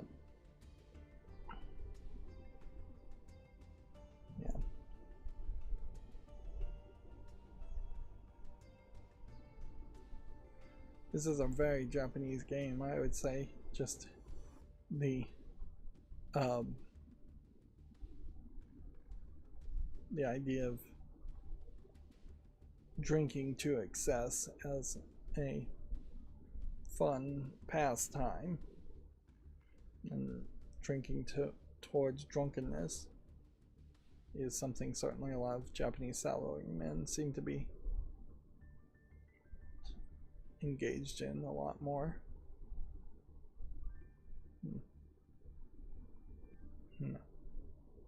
Yeah, there's a very kind of big gap between people who have a occasional wine glass full of wine and get just maybe to the buzz point, don't even get to the buzz point on alcohol, and then people who are drinking the hardest proof alcohol they can possibly find to get as drunk as fast as possible and stay as drunk as fast as possible, getting to the point of being either blacked out or uncontrollable.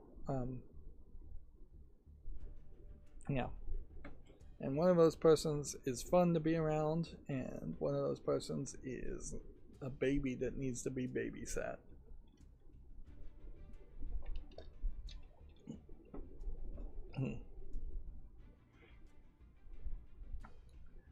Moving on, Captain Tsubasa 2 World Fighters Japan Youth Team versus Thailand Youth Team gameplay is here if you want to see that on Gamatsu. Yeah, we'll see what this game reviews as.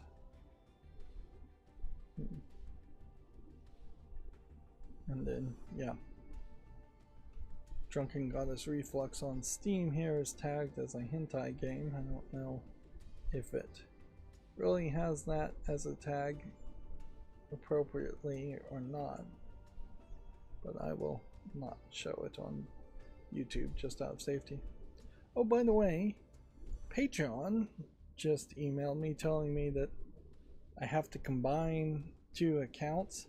Apparently they're getting rid of the idea of a content creator having a separate account to follow other people, which I assume means content creators' follows are just going to be incredibly public, and this is going to lead to massive embarrassment as you have Patreon content creators following 18 plus content creators and exposing their perversions. I don't think I actually follow anybody on Patreon, and I'm pretty sure nobody actually follows me on Patreon, but I'm not really offering anything on Patreon. A big reason for that is you can't upload videos directly to Patreon, which they're promising to change that. At that point, maybe the Patreon would start to make some sense. It probably doesn't make any sense for small content creators like me, but who knows? There might be some things that would be different. Yeah, if for instance I could play the Hellraiser game and upload all of that on Patreon without fear of copyright claims or content ID strikes, that might make some sense. If Patreon allowed videos as a backup to be directly uploaded, then all my videos from the past going to Patreon would make a lot of sense. As far as a backup, I doubt that's really how it's going to work. I certainly could use a backup of all my YouTube videos. But yeah, they're doing some stuff. But it is also worth pointing out that I really don't have a lot of confidence that Patreon is a particularly good or trustworthy company. Particularly when you're forcing you to change your profiles and all of that. And I don't even think my Patreon right now is live. I'll consider going live on my Patreon and making it an active Patreon again when I can upload videos directly to it, but no point in even messing with it at the moment, unless somebody tells me they literally want to support me through Patreon, and that's the only way they would be willing to support me. Remember, a lot of these subscriptions things now are just baked into YouTube and Twitch, making Patreon make a little less sense. Alright, moving on. Let's go through the Gaming on Linux articles. Steam machine pricing and launch announced, and yes, it's pricey. Yeah, even Gaming on Linux, which I'm sure would very much love to promote the Steam machine, has to mention the price being too high. And yeah, it very much is possible that at that price, the Steam machine is not going to be the cheap entry-level way to get more people on Steam OS, which will get more people on Linux. If that is your only goal, is just to get more people on Linux. What would have been a lot more helpful as far as messaging here is to say, hey, the Steam machine is out, but also our general installer to install SteamOS on any computer is out. Like, if they even had like a beta, an early alpha, before a beta of that, and they said, if you want to try SteamOS on your computer, install it here with this installing installer image, that might be for the better. That might be a very nice make good. So yeah, I definitely would. I doubt that's going to happen, but it would be the right thing to do is to say, hey, you know what, we're not really in the business of selling hardware. We'll sell you hardware if you want hardware, but we're really in the business of promoting SteamOS. And so let's get that installer image out for SteamOS. Yeah. And maybe they need to create a tester application that would just test your hardware before installing SteamOS. Actually, that's an interesting thought. If I just type in SteamOS compatibility tester, I probably won't get anything. Yeah. Closest thing we have here is probably an article from a while ago.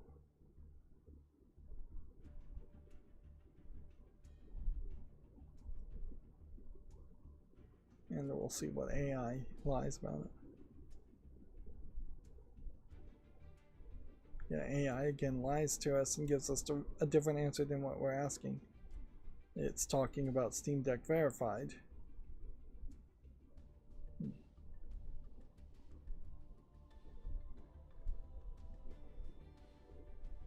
Yeah.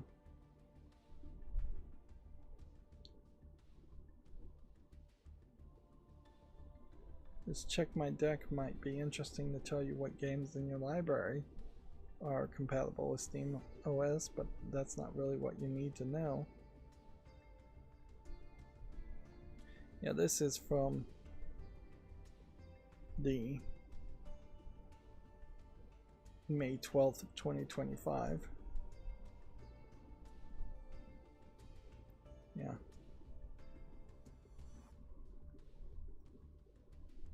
So yeah, somebody should probably make a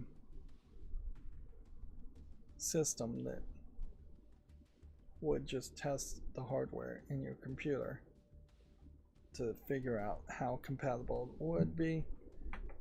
It wouldn't really guarantee compatibility, but if you know what level of kernel and what level of Arch SteamOS is built on, which it just moved up to a new kernel, if you know that the computer has AMD CPUs and AMD GPUs, then that would get you at least 60-70% of the way there to say, yes, your hardware is going to be fairly compatible with SteamOS if you try and install it, versus warning away people that have NVIDIA graphics card or Intel CPUs, things that SteamOS really isn't focusing in on.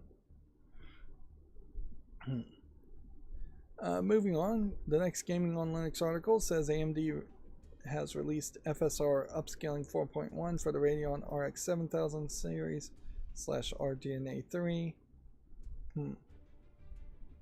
Okay, so it's nice to get upgrades to older graphics cards, which AMD originally was trying not to add these new features to the older graphics cards, but got bullied into doing it, thank goodness.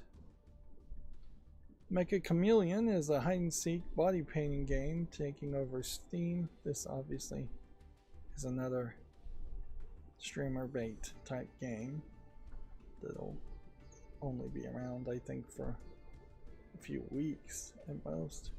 But yeah, you can't deny that the all-time peak is 340,000 of people playing right now.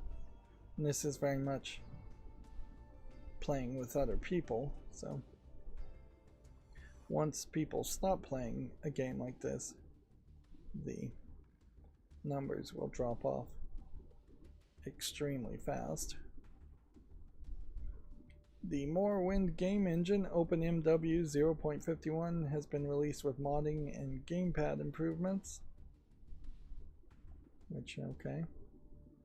We're still at the point where Bethesda themselves haven't tried to remaster Morrowind. They just remastered Oblivion. Which, yeah, at the current point, I really don't know if Xbox would allow them to remaster Morrowind. Again, that would be more of an artsy prestige project than a financially viable project. But yeah, I'll leave it at that. I guess open source is going to be the only way to play Morrowind if you want to play it in some kind of modded or better way. ScumVM 26.3.0 brings more classic games to modern platforms. Couple of Nancy Drews, Necropolis. I think that might be the HR Giger game. Cartoon Carnival, Alfred Pell Rock. I don't recognize that. And then 2 of the Pilot Brothers games, plus 5 more games on the same engine. Yeah. So with every new update, the ScumVM engine becomes more and more about, well, that is a boring way to look at a changelog. It literally is just text. But yeah, ScumVM is just becoming more and more the one place you go to play old games that are point and click or point and click like. Let's see, DLS Updater 4.2.0 brings improved Linux support. Which, yeah, I don't know if there's anything else to really say there, so let's move on. The AI warning for Steam browser plugin adds Steam search filtering. Interesting. So yeah, this browser plugin is the plugin I used to make my adult content filter plugin. The code leaned heavily and was inspired and copied a lot of that code. And in that, I didn't keep the AI plugin itself, and still probably wouldn't keep the plugin, but this new version of it would be something to look at to add as a Violent Monkey script instead. That way I have just like one plugin that I have to deal with instead of multiple plugins. That was the goal, is to get away from multiple plugins.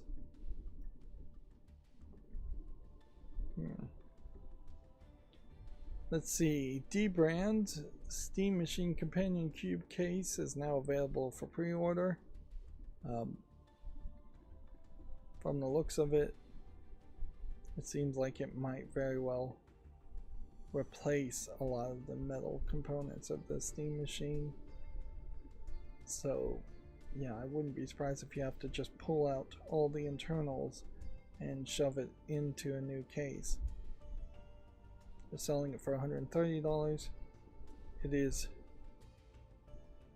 probably a great example of where Valve really doesn't want to make a whole bunch of different variations and hardware things, so they are seemingly more than happy to let D-Brand make the companion cube case that everybody expected Valve to make. I wouldn't be surprised if the cooling is actually worse in this case than in the original, because it's seemingly polycarbonate plastic instead of metal, which would insulate it more.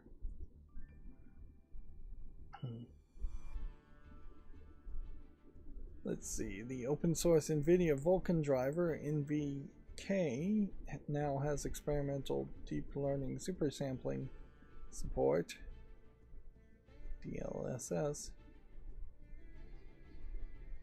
which it's another small step toward not needing the NVIDIA proprietary driver if you have an NVIDIA graphics card. Which the computer I'm using right now, my old computer, does have an NVIDIA graphics card. It made sense 5-10 years ago, but it does create an issue, certainly, that if I was just to try to install Linux on it and game on it, I don't know how much use I'd really get out of it from that. Probably would work fine enough, but it wouldn't be ideal.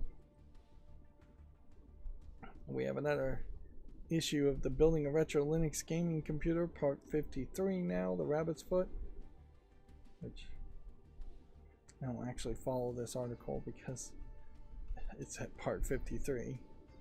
That is way too long of a series.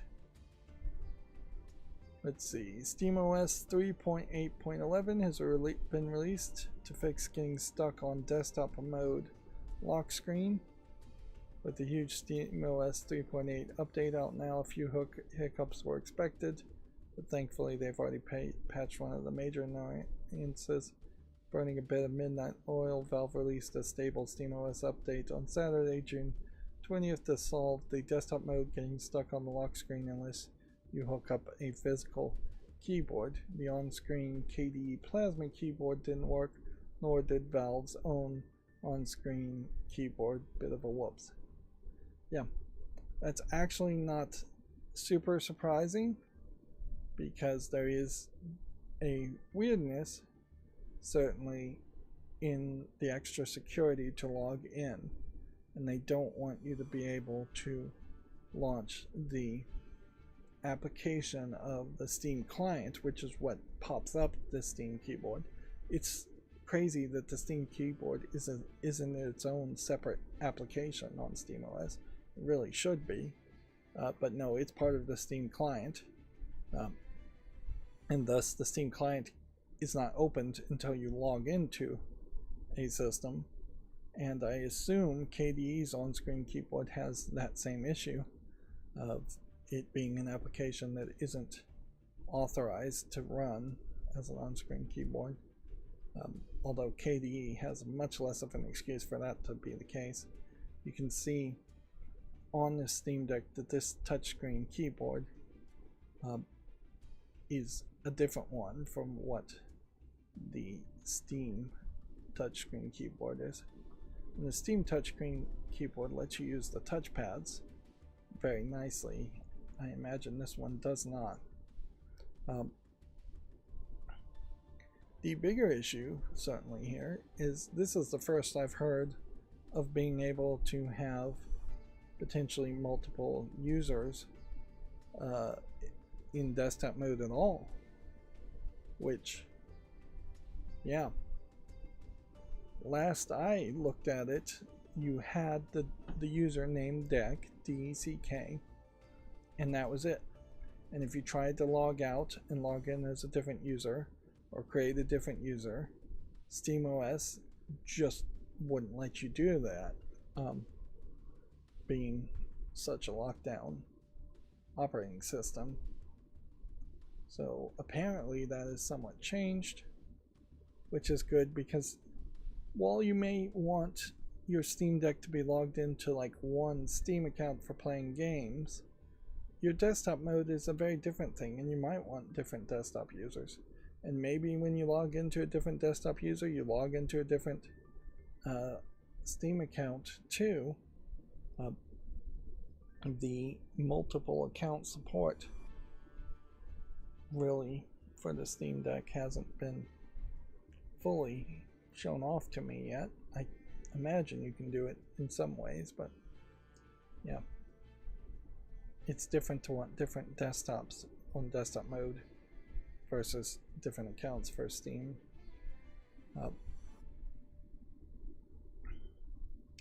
And yeah, apparently they are working on that, which will make SteamOS feel more like a computer.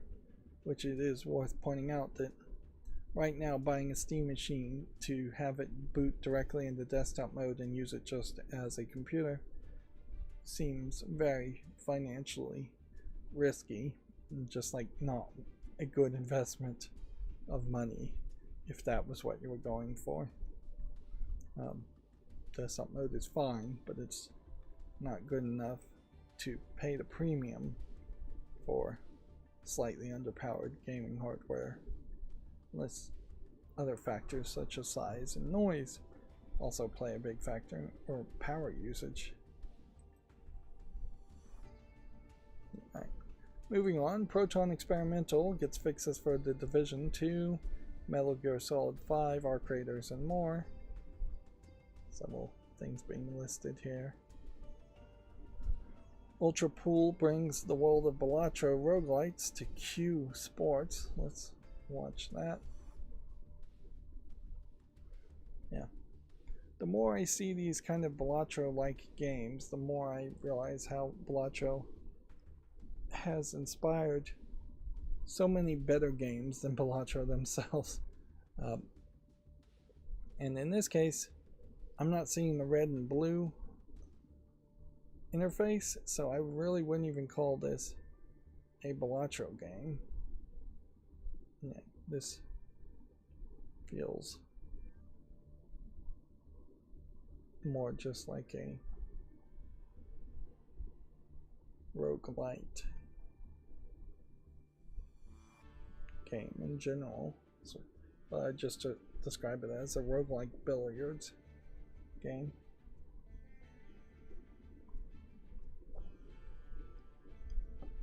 Yeah, I imagine for the most part there are two types of people who like billiards.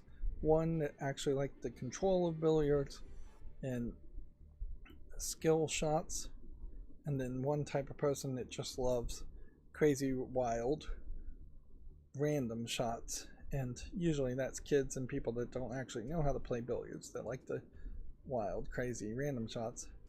So looking at Ultra Pool, it definitely feels like it is targeting the kids that don't even know how to play billiards. Yeah, I don't even know what style of billiards you would really be playing here. It's not 8-ball, it's not 9-ball. seems like you're getting points just based on the number of the ball, which is also not billiards. So I don't know what you would really call that. Let's see. Crusader Kings 3 by God Alone expansion is coming September 30th. We'll leave it at that.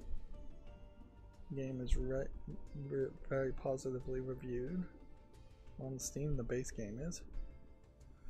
868 Back is a roguelike game where you're hacking a school, which hacking should always be cool, but I don't know if there's anything else more to say there. I'll put it on the follow list and see if it works. This feels more like a laser light puzzle game than a hacking simulator, but okay.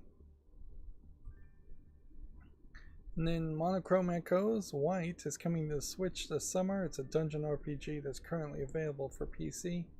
Must be a pretty old one because I definitely don't recognize it. Yeah, well, not that old. It's April 24th, 2025. Actually, I do recognize this game now that I see it. It was all of this black and white stuff. It's rated very positively, but it's basically over a year old with only 50 user reviews, so that seems pretty irrelevant to me. It doesn't claim any AI usage, but I wouldn't be surprised if there actually is AI usage or just asset flips happening here. Yeah, I don't know what it's really even trying to evoke with the black and white and the terrible interface. But yeah, it certainly makes sense why it's not on the follow list. And this is an incredibly old timestamp because it has Central Daylight Time in the actual Unix Linux timestamp versus the shorter timestamp that newer timestamps have. So yeah, I shortened it just so it wasn't so wordy and didn't need that level of precision. Moving on to GameDeveloper.com, it seems like we have several of these articles. Obviously, the Steam machine is big news, so GameDeveloper.com is talking about it. There's a report that EA has conducted layoffs at Hyderabad, India, and US. Hyderabad? I don't even know where that is. Let's learn some geometry or geography. Where is Hyderabad? Hyderabad. City in India. Okay. Today I learned. Anything amazingly interesting about the city?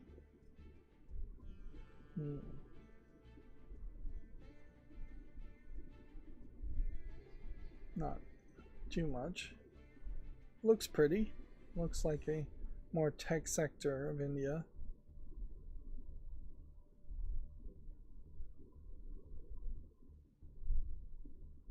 Right, well, that's enough geography lessons today. So the Hyderabad, India, and then the non-Oxford comma here implies that it's the US and this one city in India. That's a terrible way to write this.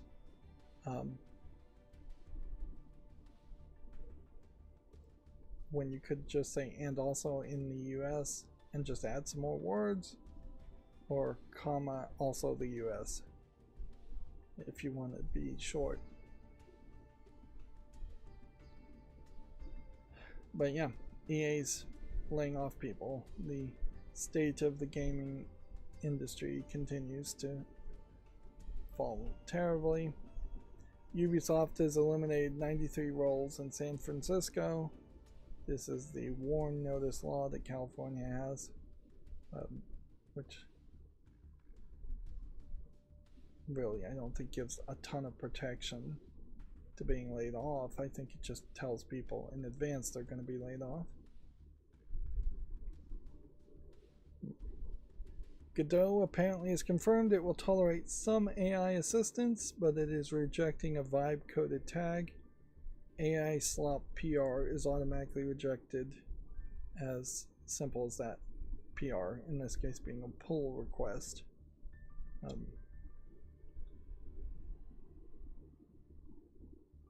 Which, yeah, every single open source project is just increasingly running into problems with AI. If it's not vibe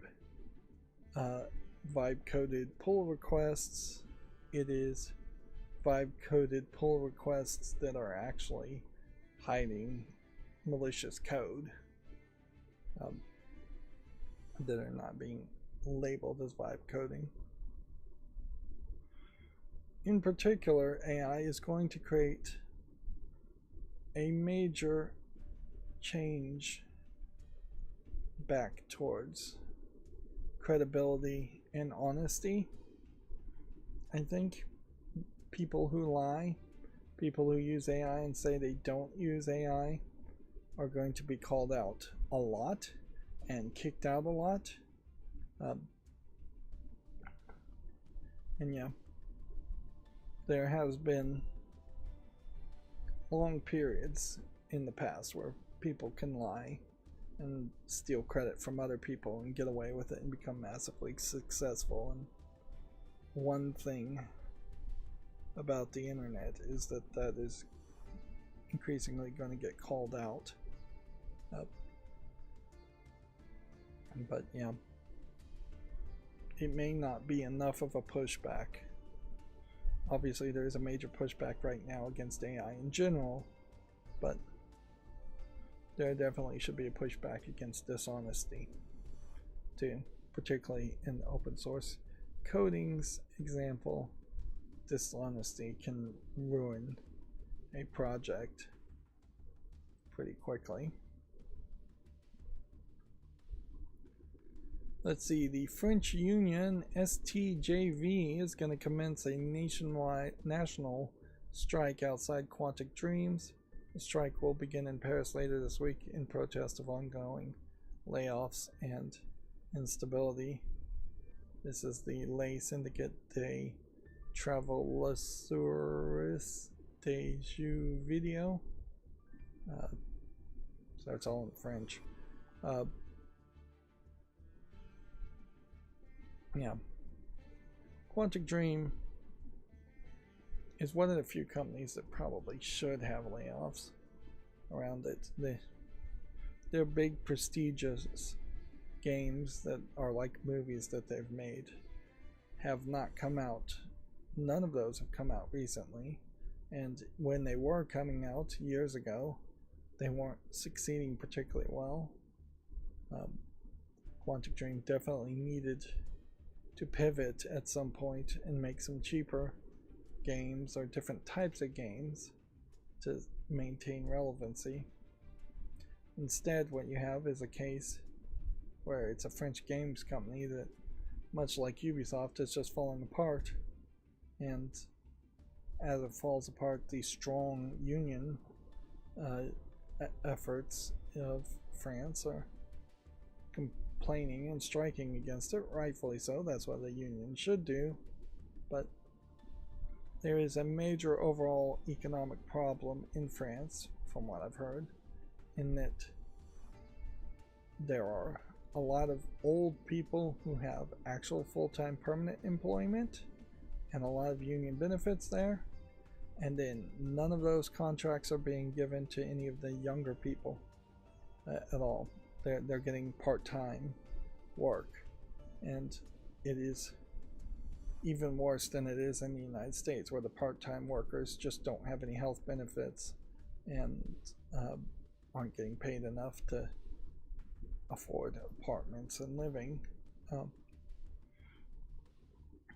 And the only solution that anybody really can think of is austerity, where the old people with full-time employment would be forced by the government to take less pay or less benefits so that the young people might get more pay and more benefits. And that's not something unions are ever very keen on. They are very much about seniority, and seniority is very much about who has been there the longest, which means it's the oldest of the old people.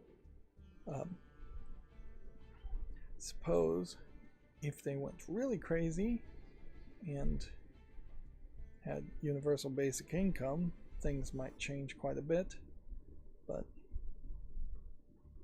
yeah, nobody really wants to talk about that. Yeah, we only see it through the eye of video game companies that also have their own unique problems. Ubisoft and Quantic Dream definitely having their own unique problems.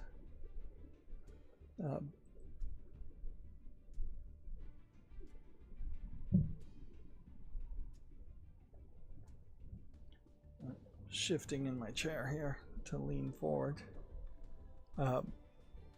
Here we have a quote: larger budgets and longer schedules do not lead to better games, is the end of the quote. Thank you for your application. Recoups its dev costs in 22 hours. The indie title was made by a team fresh out of university. Yeah.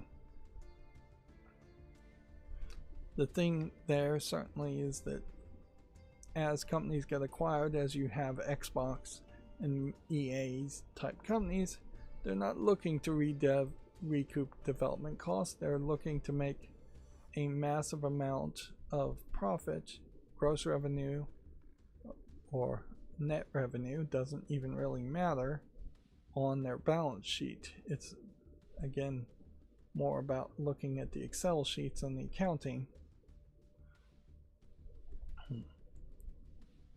This game, I don't know if it's even on Steam. It is, but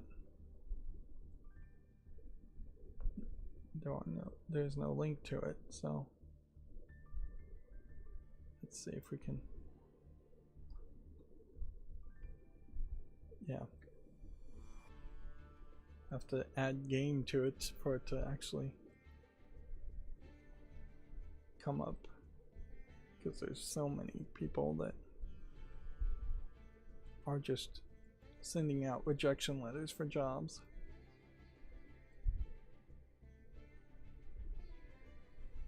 So yeah, this feels like this is probably a papers, please, except for instead of letting people through a guard point, you're letting people through a job interview process, which I think a lot of people can relate to the nightmare that would be. And honestly, I really don't know how people should apply for jobs, if they, or how people actually get jobs these days. I did hear that a lot of the IT, like call center jobs, are now being devastated by AI.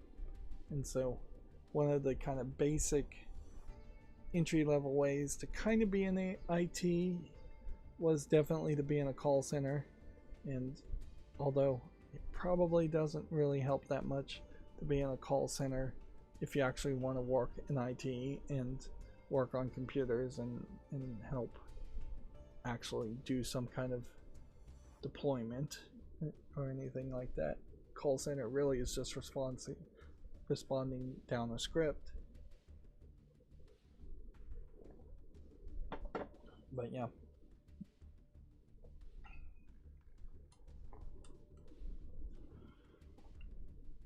there certainly is an argument, I think, to be made that jobs people actually wanted to do and that people actually needed to do started disappearing decades ago, and what was left was people taking pointless jobs or barely doing anything in a pointless job just to continue capitalism as it is, where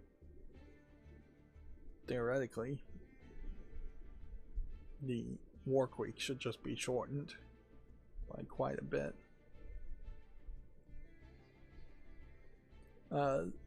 GameDeveloper.com has an obituary here for the Ubisoft's co-founder Claude Guillemot.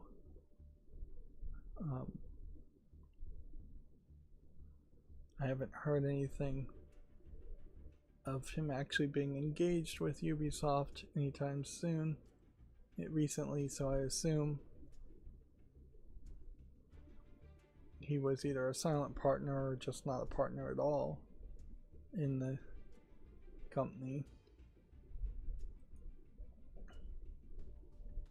Kabam is consolidating its LA office and making layoffs. It's unclear how many roles will be eliminated at the Marvel Contest of Champions developer.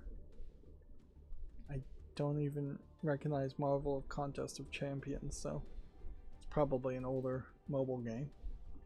Alright, well that's going to bring us to all the new games on Steam, so let's go through these as quickly as possible. I'll explain what I'm doing. Here I'm looking at the games very quickly, and if I think it has any chance of me wanting to buy it, I'll put it on the follow list. Then I'll swipe to the right to then also leave the tab open to pretend like I'm going to make a YouTube short on it, which I do have some YouTube shorts that haven't come out yet, and I at some point I'm going to just need to shove those out too. I'm trying to blank slate it and not have any backlog of things that need to be scheduled on my YouTube channel. Back end of it. If I do get back to making YouTube shorts, it will be probably a while from now. If I don't personally think I would buy the game, I might not put it on the follow list, and I may still swipe. I definitely feel like I'm being maybe a little generous today, but I also think we're seeing particularly decent games. I also need to go to the bathroom again and should just take a break now to do that. Yeah. It doesn't make sense to sit here. This is going to take at least 20 more minutes or so, so I'll take a quick break and be back in just a few minutes.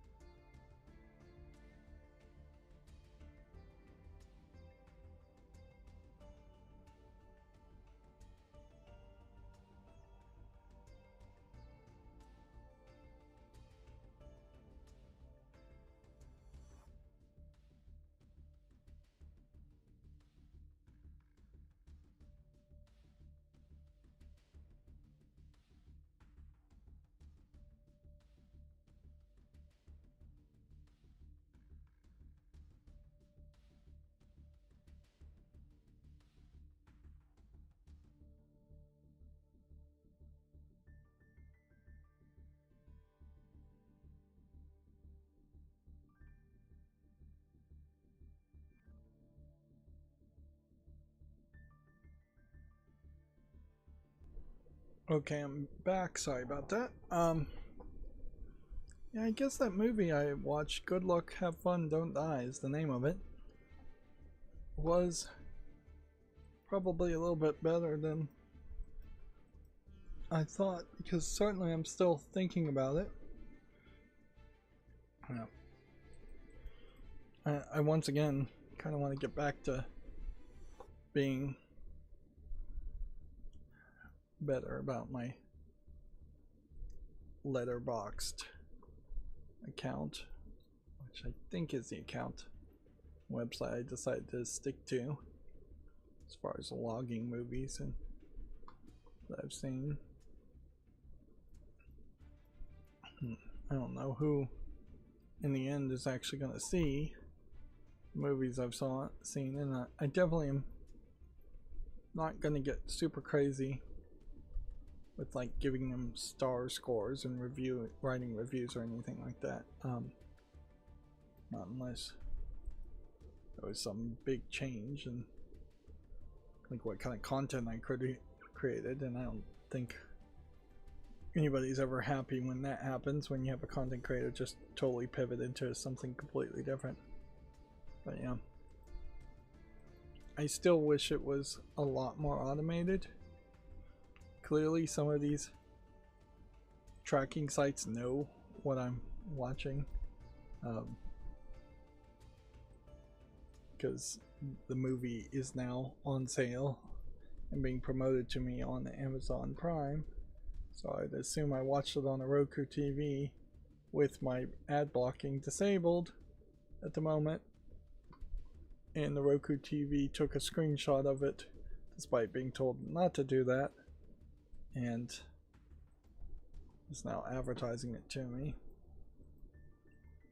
Or phone is just listening to me, which is also very believable.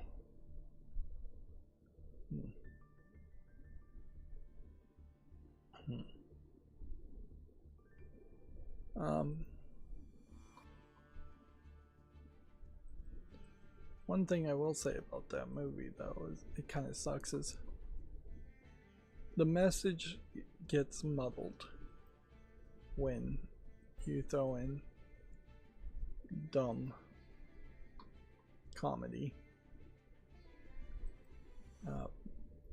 And yeah, some of the comedy gets dumb and raunchy, and it's really at a level where you would edit out like just a few seconds at the back half of the game and it would still be fine to show on TV. But yeah, I wouldn't say that the movie needed to not be a comedy. It works perfectly fine as a comedy. It just needs to not get to the point where you're approaching an R for no reason.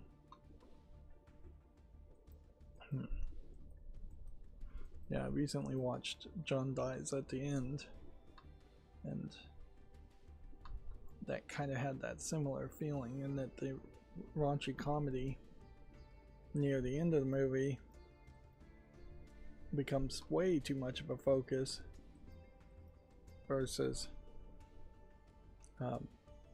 the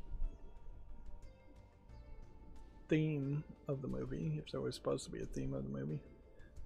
But particularly the movie John Dies at the End definitely feels like it was supposed to be a TV series.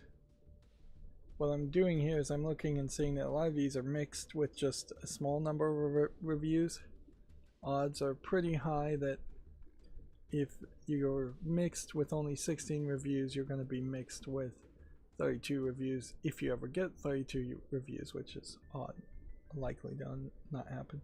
Here's an example of a much shorter timestamp of that I changed to, taking a lot less space.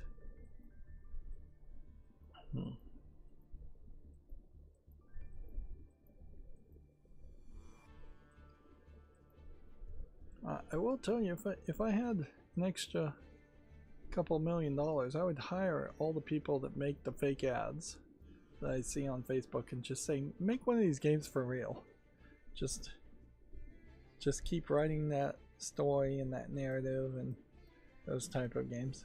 I guess inherently those ideas are provocative, for lack of a better term, in very short 30-second ads, whereas you don't really know where to take that story after the point. Like you get a lot of ads where it's somebody is out, some anime girl is out in the rain, and then you take them in, and that's the only logical reason why a girl would ever live with you. But I don't know where you take it, and yeah, even in anime shows that have had similar things like that, where a princess gets caught and you free her, it then often just turns into generic fantasy stories.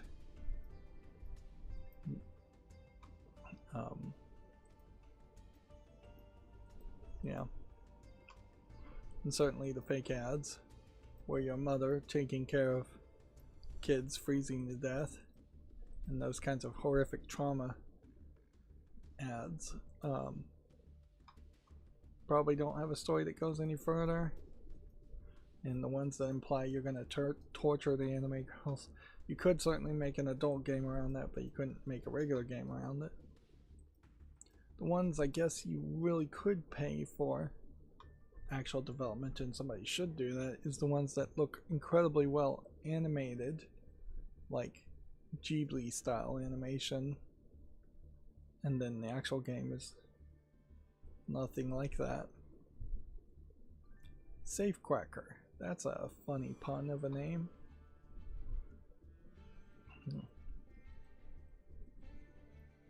But yeah.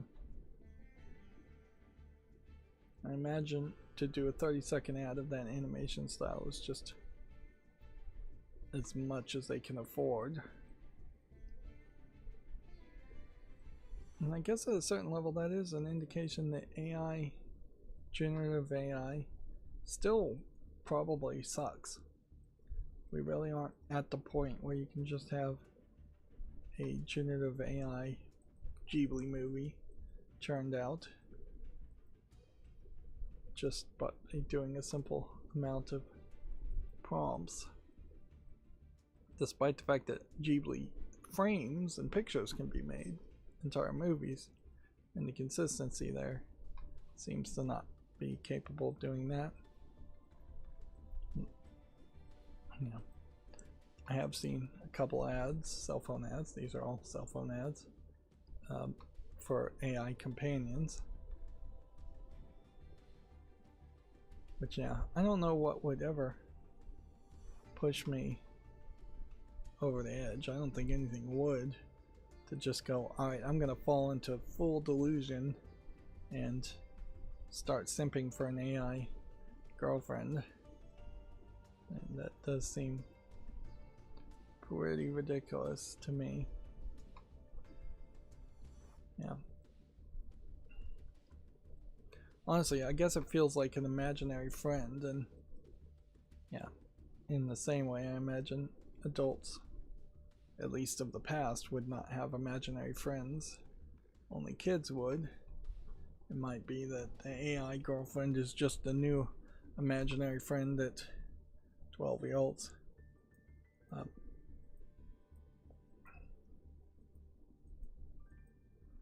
might fall into and stick with, increasing the loneliness epidemic problem in the process. And I don't know how parents, if parents would even encourage that, which most parents wouldn't, can do anything to fight against the loneliness epidemic that is coming. Like, at best, if I was a parent of teenage kids, I'd say, hey, how about every Saturday we find a party or we throw a party? And that way you could at least be the cool house. Um,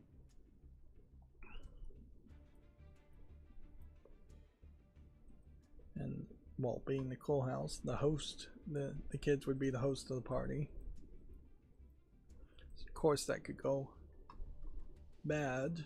Certainly, if the other kids are just using them and not really friends with them, or if nobody shows up. But yeah.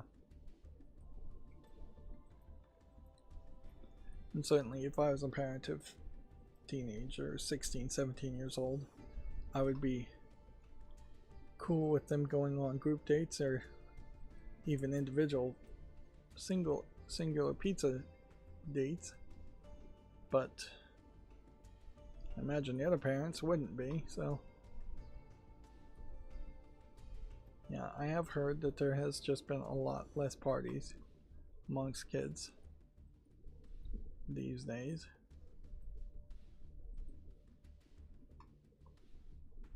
And probably just a lot less hanging out IRL in general amongst kids these days.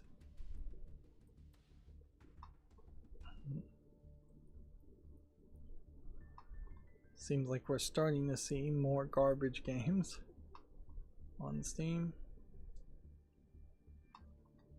having come out, although still definitely gives the feeling that there's a little less of that.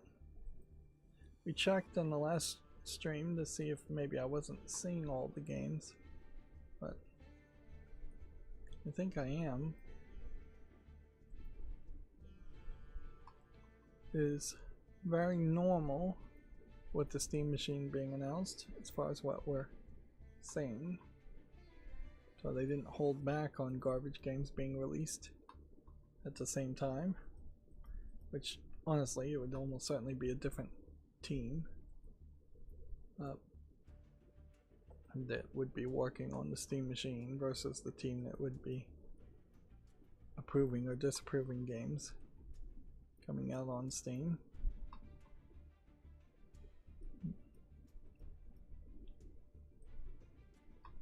Yeah.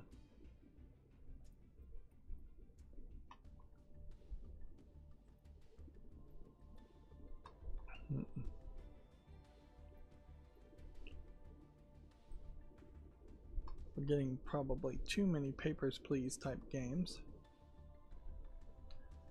And I'm still never really in the mood to do a follow-list cleanup. I've got to find a way to make follow-list cleanups more consistent and more fun to do.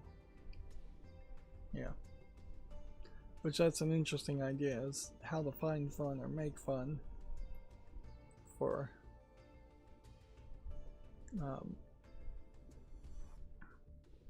what is actually work.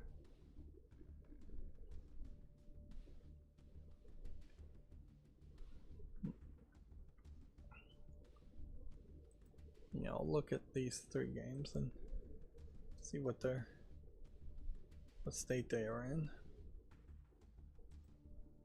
Underpowered Golf Architect is mostly positive. It has over 30 reviews.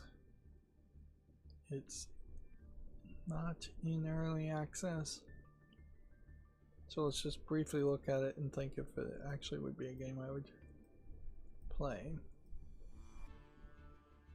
Probably not, but not to an extent that I wouldn't just put it on the wish list just to be done with it.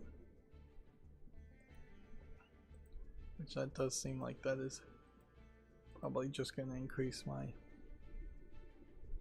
number of games on the wish list, which doesn't really solve anything. I'm going to take this one off because I'm not a huge fan of mech games, particularly non-licensed mech games and this style of gameplay. Alright, so we've had a fairly short stream today, which unfortunately maybe gives me too much time to mess around with the Prime sale starting in just a matter of hours. I am gonna probably try to distract myself from those sales But I would say the last couple of sales really weren't even that bad. The sales are happening so often and going for so long, and the discounts are like guaranteed to only be up to 40%, which isn't really that much of a discount for how much things have raised in their prices. I very possibly will end up grabbing very little. But yeah, it still might take and waste a bunch of time looking at sales. Anyways, that's going to be it for the stream. As always, I ask you to like, share, subscribe, comment, and keep on watching. Thanks.